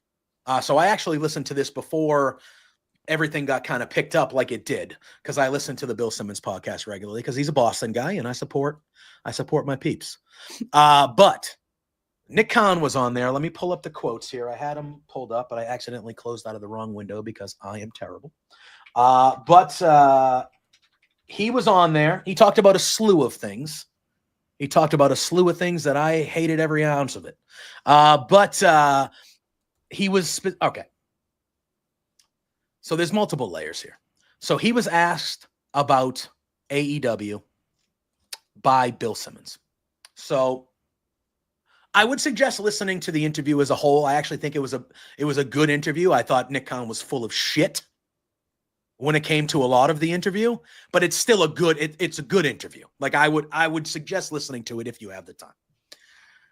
So, and Bill Simmons is a guy that he knows wrestling. Is he like an insider and watches it as much as we probably do, or a lot of people in the wrestling media do? No, but he knows his shit. So he's a knowledgeable guy enough that like he knew the stuff to ask Nick Khan, So, all right. Oh my God. I don't even know where to start. So Bill Simmons kind of asks, he's talking about WWE being at like it powerful again. Like, oh, you guys are selling out places. You guys are on a hot streak. Like AEW. And he phrased it in a way where he was like, he basically said, I have no dog in this race. I don't really care. But from afar, it seems like this is Simmons talking, referring to AEW. AEW's moment came and gone, and they're just firmly number 2 now. That's how Bill Simmons presented it to Nick Khan. And Nick Khan's quote. Appreciate the shout out, Bill Simmons. Yeah. Firmly. Right there. Boston guys, we take care of each other. So, this was Nick Khan's quote. We're always the underdog at WWE. Excuse me?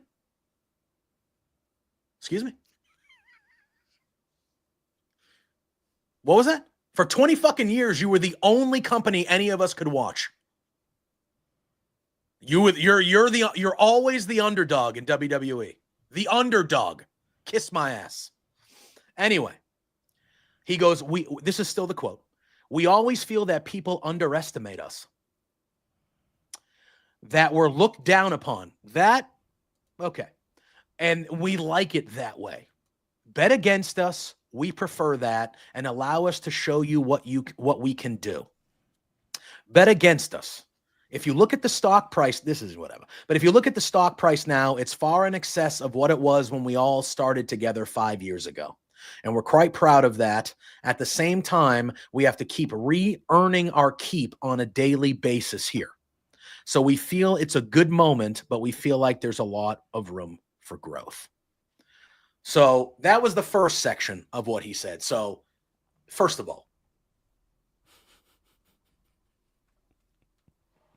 you are never, no, WWE was, what is it? Then, now, forever, together, never an underdog, ever, in the history of time. Never. Well, Maybe I the will early say 90s. Maybe the early 90s.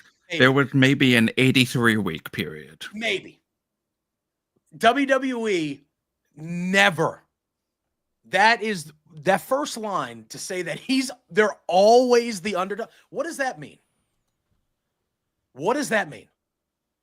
WWE is always the underdog.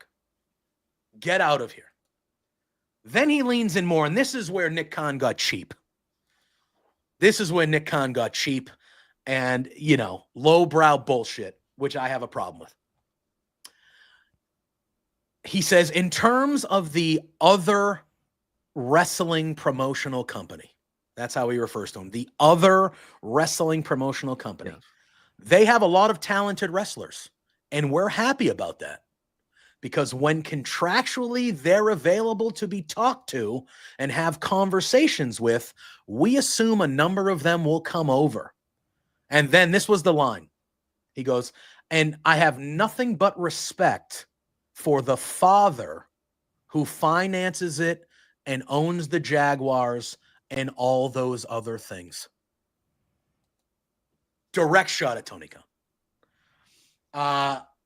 There's a whole other section that I thought Sean, our buddy Sean Ross Sapp and Fightful fucking on yesterday on the show with Jimmy Van. The second half of this I want to get into, but just with these two things. Calling WWE an underdog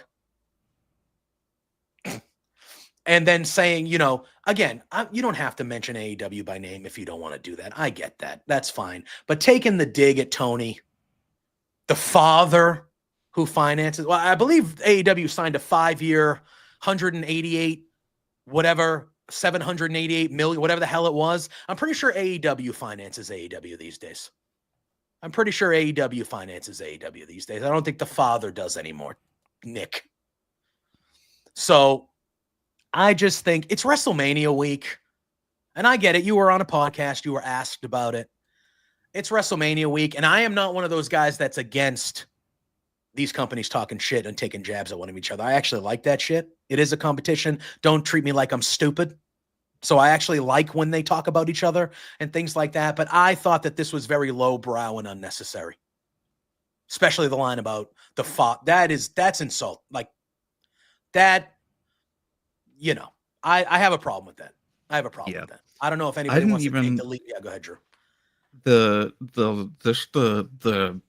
lie, the absolute lying that they do, because it wasn't only him, there's been kind of a PR disaster on the WWE end this week, but just the lying about this underdog stuff is that's well, what the thing is though, is that you can see within the mentality of a lot of people, even in not even just on TV, but backstage and the higher ups of WWE, that they truly feel that way. Oh yeah. There's some serious delulu going on there. Serious. Mm-hmm. Because you just see it plain as day. It's like, oh, everyone is against us And it's like, come on. You are on Netflix. Yeah. Get out of here with that crap. Yeah. And again, we do a show about WWE. Okay. Yeah. So like we watch and like WWE enough that we talk about WWE weekly here, but that is a load of shit. That is a load of shit right there from Nick Khan. And that's not even the second half that I want to talk about, which was even more of a load of shit. The lying was taken to such a degree. It was incredible. And I want to get there, but Jose, on this first batch, especially like just the dismissiveness of AEW, which again, fine. But like, this is WrestleMania week, man. Like, focus on WrestleMania. Yeah. Like, I feel like you don't need to be taking lowbrow shots on your biggest week of the year. Like, everybody is focused on you. It's your week. Why are you doing that shit? And then, like, on top of that, too, like, I've definitely had criticisms of the way that Tony Khan books AEW for years. Of course. Like, I've been extremely vocal about it. I've also gotten to go to pressers and talk to Tony Khan. I've gotten to go to Dynamite. I've gotten the comp tickets as media. Like, no company is above criticism, that first and foremost. So when there are decisions that are made that fans don't agree with and they voice their opinions online, they're valid opinions. And you can't also, I don't know if this is part of the second half, but you can't deny that social media does have an impact on booking, whether or not you want to say it does or not. Because think about this was Triple H that said this, not Nick. Triple H had said this. This was a separate thing. That was a separate thing. But yes, Triple H came out. Go ahead. If social media doesn't change the way bookings are going, we would still have the Divas Championship and a butterfly belt. We wouldn't be seeing a Mae Young Classic. We wouldn't have the NXT that we got at the time. Like, we wouldn't have seen so many people that would not have had a chance in WWE traditionally become legends in the industry because of the fact that social media fought for it. You wouldn't have had a WrestleMania main event like you did last year because of social media not existing and factoring into the booking. You single-handedly rebooked WrestleMania 40 in a matter of 2 months to become one of the greatest stories you've ever told in the company's history. So I would not discredit social media. You could say what you want about other companies. That's totally fine, but you're not an underdog if you've absorbed 2 out of your 3 biggest competitors at the time after they were kicking your ass in ratings for a couple of years before that. Yeah, 100%. And it's just like, I'm not getting into the Triple H interview that he did. Before we continue, though, too, not just with the underdog comment, but the, only when they're contractually available, we talk to them. Was Penta contractually available when you talked to Penta? Was Swerve when you tried to get him back? Yeah.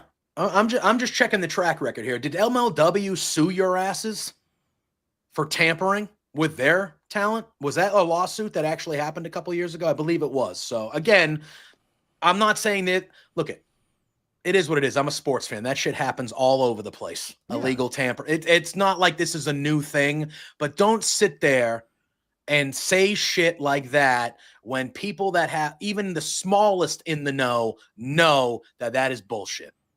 That is bullshit. And I just thought it was unnecessary. And then there's the whole second half again. So Simmons then, Simmons says he refers to himself as a long time on again, off again wrestling fan. He goes, they start talking about roster bloating. He says that's a thing that's talked about on the internet a lot. He goes, and Simmons says you don't want to sign too much talent because you only have so many spots to put people. And Nick Khan, I almost call him Tony, Nick Khan said, look, these are the quotes. He goes, that's something we won't do. We won't sign and bench people. We sign people we want to use. And then Bill Simmons says, well, that's happened in the past. And Nick Khan's response was, perhaps. So when Simmons goes, well, that's happened in the past, Nick Khan just goes, perhaps. And then he turns it around to talk about the other wrestling promotional company in a reference to Miro, Lucha Bros, Ricky Starks, things like that. And he says, if another entity signs and benches people now, that's not something we would do. So Hmm. And again, Sean Ross Sapp, he does that weekly show with Jimmy Van on Wednesdays. You can find the clip on social media. I thought he really fact-checked Nick Khan perfectly yesterday on that show. But he said, Omos, he mentioned Omos, and he goes, Omos was having the best in-ring run of his career in Pro Wrestling Noah, where he was there. They loved him over there. He was being portrayed as a monster, as he is. He was having the best matches he's ever had. And right before the Royal Rumble, WWE said, okay, you're coming back now. They pulled him away. Noah didn't want him to leave. They pulled him away to come back in January. Mm-hmm. It's April. Have we seen him? Have you seen him? Nope. Because he's not in Noah wrestling, still learning more, getting more experience, being treated the way he should be treated from a book. What are they doing with him? Are they not benching him? AOP. When they were signed for almost 8 months before we saw them align with Karrion Kross. Was that not benching somebody? Again, Sean laid it out. There's a current one that was signed and has been benched. Go ahead. Galeo. Where's he? We've heard that he's been signed for what feels like a year now at this point. What's he doing? He's not even on NXT. What is he doing? He's not even an Evolve. Not that he needs to be, but you know what I mean. Where's he? Is he not benched right now? Again, whatever you do as a company, you want to sign somebody just so they don't go somewhere else. I think that's shitty. And I think that puts a bad mark on pro wrestling when you do that. And I didn't agree with Tony with how he handled the Ricky Starks situation. Ricky Starks went to him months in advance and said, I want to leave. Don't pick up my option. And Tony said, fuck you. I'm picking up your option. And then he didn't use them for a year. That is messed up. And I was on here and on all my shows going after Tony repeatedly for it. Ray Phoenix situation. Let him leave. You're doing no good by just it makes you look worse, in my opinion, by keeping him there. Just let him leave. So I've been very hard on Tony when he does stuff like that. But as somebody who runs a wrestling company, he's allowed to do that. And Vince has done it, and WWE, they've done it too. Rey Mysterio wanted to leave way back when, and they added 1.5 years of injury time on his contract to prevent him from leaving. They've done it too. It happens all over the place. You're allowed to do it. I don't agree with it, but you're allowed to do it. But do not sit there and tell me you don't do it when you are currently doing it. Mm-hmm. Full of shit. And I have a bit, again, we should be talking about WrestleMania and what this weekend is going to be. And we are sitting here talking about crap like this, where this guy is sitting down on a national avenue. I'm not thinking of the word because I'm angry, but a national, yeah. And he's just lying, just openly lying. And it's just unnecessary. It's just unnecessary. And it bothers me to my core. And it's just like, how are you going to talk shit about somebody else and say that they do things that you don't do when everybody can just look on a website and see that you fucking do the same thing? You do the same thing. Also plays into the delusion that I was talking about. It just rubbed me the wrong, and I know it rubbed a lot of us the wrong way. We're not the only show that's been talking about this for the last couple days. But it's just what are we doing? What are we doing? Not all of us are stupid, man. We know what's going on. Just don't. The Triple H one that Jose mentioned, that burned me pretty much. Yeah. I kind of went on a big old rant yesterday on Twitter for that one because that's fuck you, pal. It's one of those stop things. Being an idiot. Well, it's one of those things, and Jose kind of leaned into it when we were talking about the first half of the Nick Khan stuff. If you're a fan of something and you care about something, you want the thing to be as good as it can be. Yeah. And if you feel like things are not as good as it can be, are you not supposed to be critical of that? Are you not supposed to, I know not everybody hops on a podcast 2 or 3 times a week and is critical in this way of it, but I'm a fan of music. Don't know about you guys. If a band that I like releases an album that I think is subpar, I'm not thrilled about it. It upsets me. I would like them to I can be critical of an album if I think it's, that's not as good as the other ones or whatever, whatever. That's just part of being a fan of something. If you like a TV show and there's a terrible episode of the TV show, you're going to be critical of the episode of the TV. I love Game of Thrones. The last season, not great. Not great. Am I not allowed? Oh, I'm a fan, so I'm not allowed to be critical of that. I need just to sit there and take it and be totally okay with everything you're giving me. That's not how things work.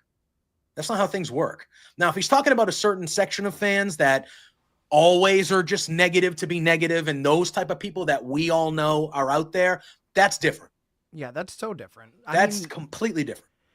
And the thing is, again, it's not just one company getting those criticisms. Like, there are things that we call out every single time a bad decision's made. For example, TNA re-signing Tessa Blanchard has gone completely adverse when they were, like, getting their second wind again. And then Anthem's, like, doubling down on other bad decisions, like firing Gail Kim. Like, you're seeing where, like, it's becoming less of the company being known for the wrestling, but the office is saying, no, we're going to make this decision. Or, like, why you had AEW finish Dynasty the way it did, to the point where people are not wanting to buy pay-per-views moving forward because they don't think they're going to get their money's worth. Like, no company is above the criticism because it comes from a place of caring. If we didn't care, you guys wouldn't have these issues of trying to keep breaking your gate records at every live event you're making, pricing people out of attendance for a lot of it. There's a reason why the three of us are here and not in Las Vegas, and I'll tell you, a good part of it is the money. Like, that's the only part of it. I'm be damned, but I'm just saying, like, that is the only part of it for me. Like, if it wasn't as expensive as it would be, I would be there with our pals, getting ready to meet up with Spencer and go do some Love Wrestling, cool access shit. Like, I would 1,000% be there. But if sitting in the nosebleeds of a football stadium is going to cost me $400 for one night, go fuck yourself. Yeah, like, I mean, you have so much going on. Like, if you're trying to say, like, oh, WWE's for everybody, that's why we're keeping it PG. We're now on the biggest streaming service in the world. So more eyes are on the product now than there ever was with a cable deal. Now you're going to just keep pricing people out of, like, Raw and SmackDowns, let alone the fact that you have these PLEs that are also becoming fewer and farther between in the U.S., where your biggest fan base is. And then the international crowds that are getting these tickets are getting them even higher priced, just because of the simple fact of the novelty that WWE doesn't run there all year round. So you have more fans that are desperate to go, that they will pony up the extra, like, double the price that they normally would have paid a couple years ago to attend, because of the fact that how often can I say that WWE is going to be here holding this pay-per-view? And that's not even getting into the fact that now we have these shows that are just underbooked and underutilized for the longest, because we've gotten used to Triple H liking a concise match card, to the point now that we have a 2-night WrestleMania with glaring omissions on the card. Yep. Yeah. Sure do. I mean, you can only claim record gates when you don't have sellouts, because the tickets are so damn expensive that it overpasses the amount of money of a slightly lower priced ticket sales of a sellout show. Yeah, I would rather have an attendance and a sellout record than a gate record, because, I mean, at the end of the day, like, look at all the money we're making. Wow. Yeah, Scott brings up a good point. He says WWE's cut back on a lot of house shows, so you got to make that money back somehow. And again, listen, they have no problem ever. Guess what we're going to hear both nights of WrestleMania, guys? Largest gate in the history of this, largest gate in the history of that, blah, blah, blah. We're going to hear they're always going to show you the big inflated number of people there, and they'll combine both nights and make it act like it's one giant number of 150,000 people or whatever the fuck it is. But, like, we hear that all the time now. And, like, I'm one of those fans that it's like, look, I'm glad WWE is succeeding, because if they're succeeding, wrestling is succeeding. Like, that's a good thing. But I am not one of those fans that, like, is like, oh, the fan, again, like wrestling and like whatever you like, but the fans that get, like, excited or, like, get pumped that they're, like, breaking these record gates and all that stuff, I'm like, I don't understand. I don't give a shit. I don't understand that at all, because that's all that's telling me is that they're just charging more money than they ever have. Exactly. And then that's all that says. And the whole thing with no house shows going on right now, it's saving them money, because they're not having to rent out the venues. They're not having to haul production. They're not having to haul the ring over for 5 nights a week like they normally used to.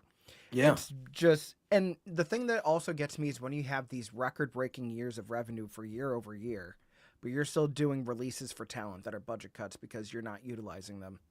Mm-hmm. And then the ones that you also are still keeping on the roster, but just not on TV. Like, Yep. I know you mentioned other stars, but I'm thinking just in the women's division alone, you had Natalia, who re-signed, wasn't on TV for months. You have an actual tag team like Kaden Carter and Katana Chance just getting squashed in 2 minutes in a gauntlet match on SmackDown instead of having an actual tag division for the women, because you've either put them together or you've released people that were part of teams before and not really doing anything with them. Mm-hmm. So They drafted Dijak from NXT to Raw last had year. him wrestle one match on main event. Yep. And that was it. They're not benching somebody. Like, what? You draft him up to Raw, and then he's not on Raw ever, and then you release him. Here's another one. The biggest reaction of the Royal Rumble, you could argue, Alexa Bliss. Alexa Bliss. Where's she? Yeah. Where is she? Re-signed her. Yeah. Major pop. One of the Biggest loudest pop of the night. of the Rumble. Biggest pop of the night. I was in the Hasn't been on biggest... TV since. Nope. Yep. But she you was don't in the bench Elimination people. Chamber. That was it. Yep. You don't I bench don't know if it was people, because of the Oh, European the tour, like Elimination obviously Chamber, right. family life makes sense, but even after that, where was her? Where was Nikki Cross? Sean mentioned this. One person in the Wyatts is injured. There are 5 people in that group. One person in the Wyatts is injured. Where have the other 4 been for the last 2 months?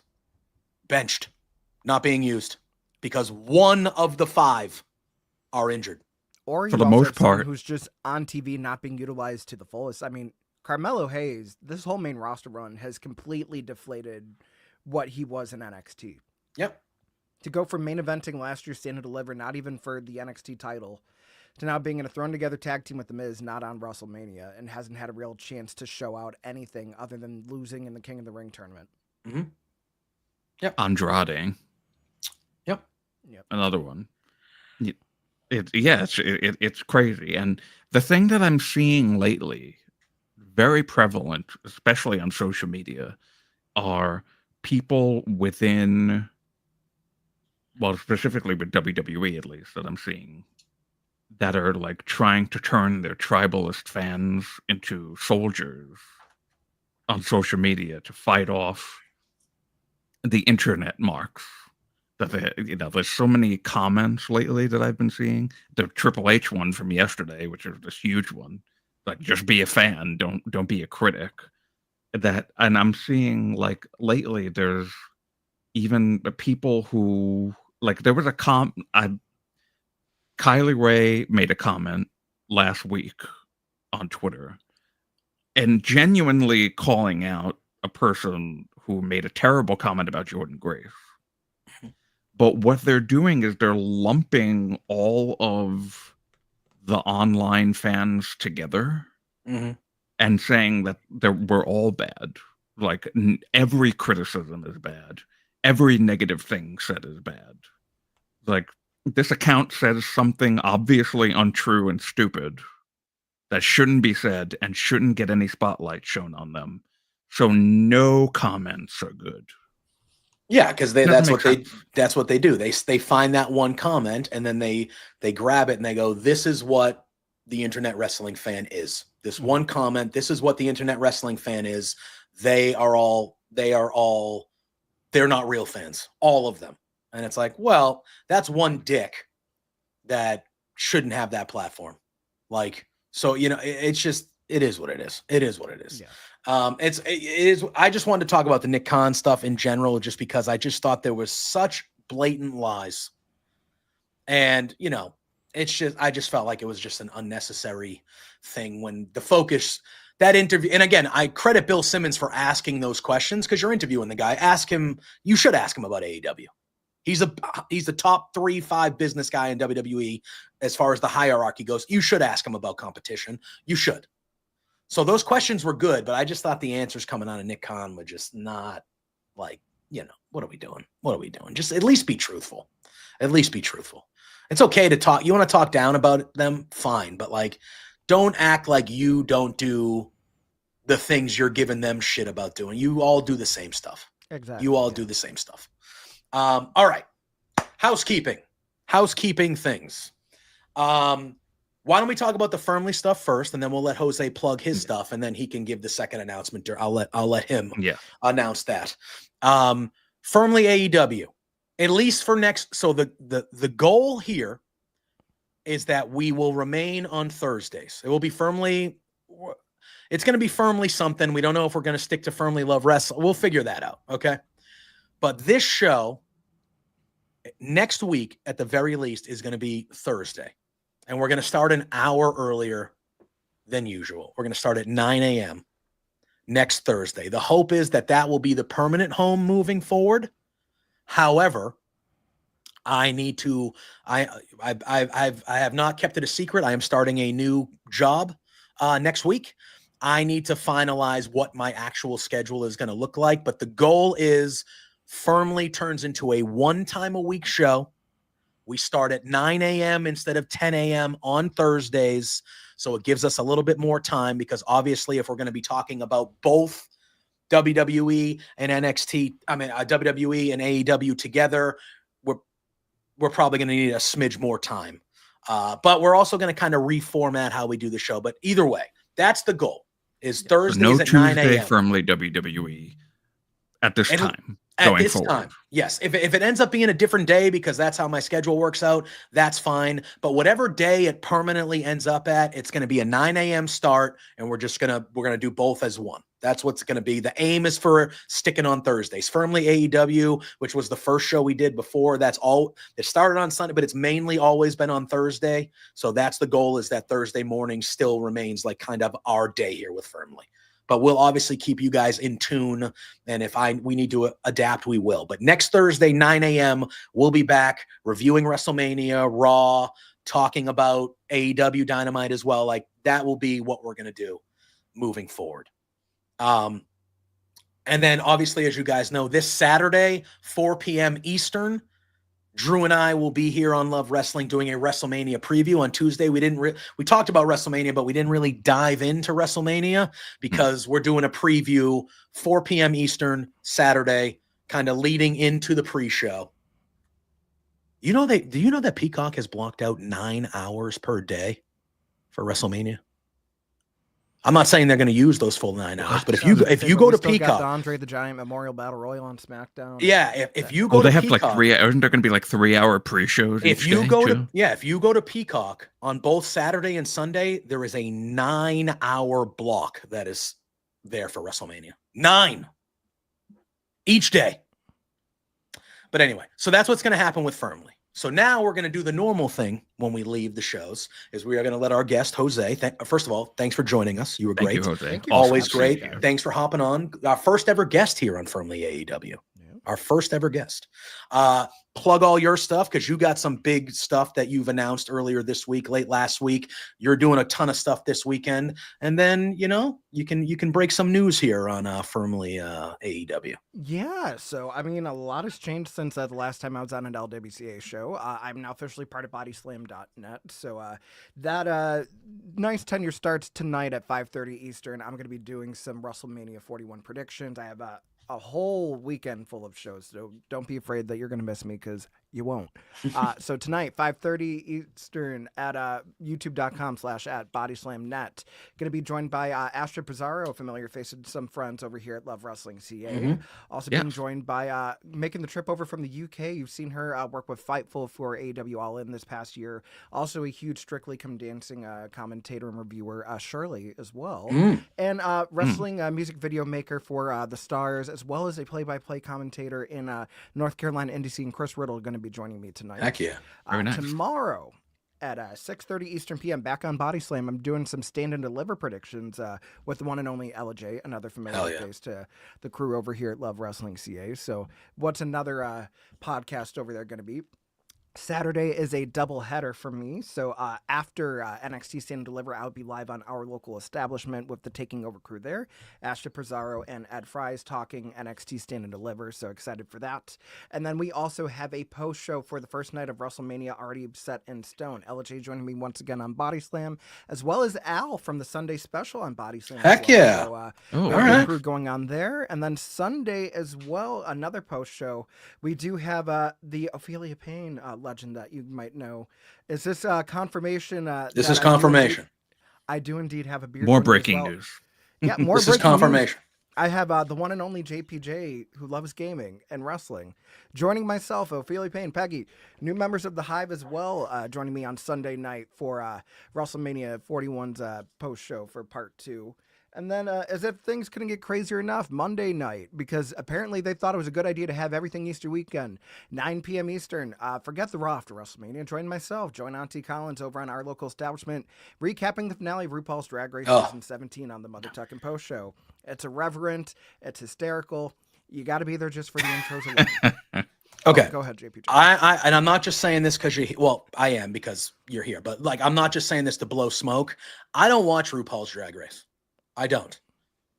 And I have watched usually not live, but I have watched every one of those shows. Because first of all, I love you and I love Auntie Collins. Thank you. But with knowing nothing about, obviously I know what the show is, RuPaul's Drag Race. I'm not an idiot, but like not watching the show and not knowing any of the people, not knowing anything that's happening, I am the fact that I can be so entertained on a show with you two, not knowing a fucking thing it's just that is going out on. Of our ass for yes, it. And I could hear Auntie Collins laugh for a day straight. No, I would never get sick of it.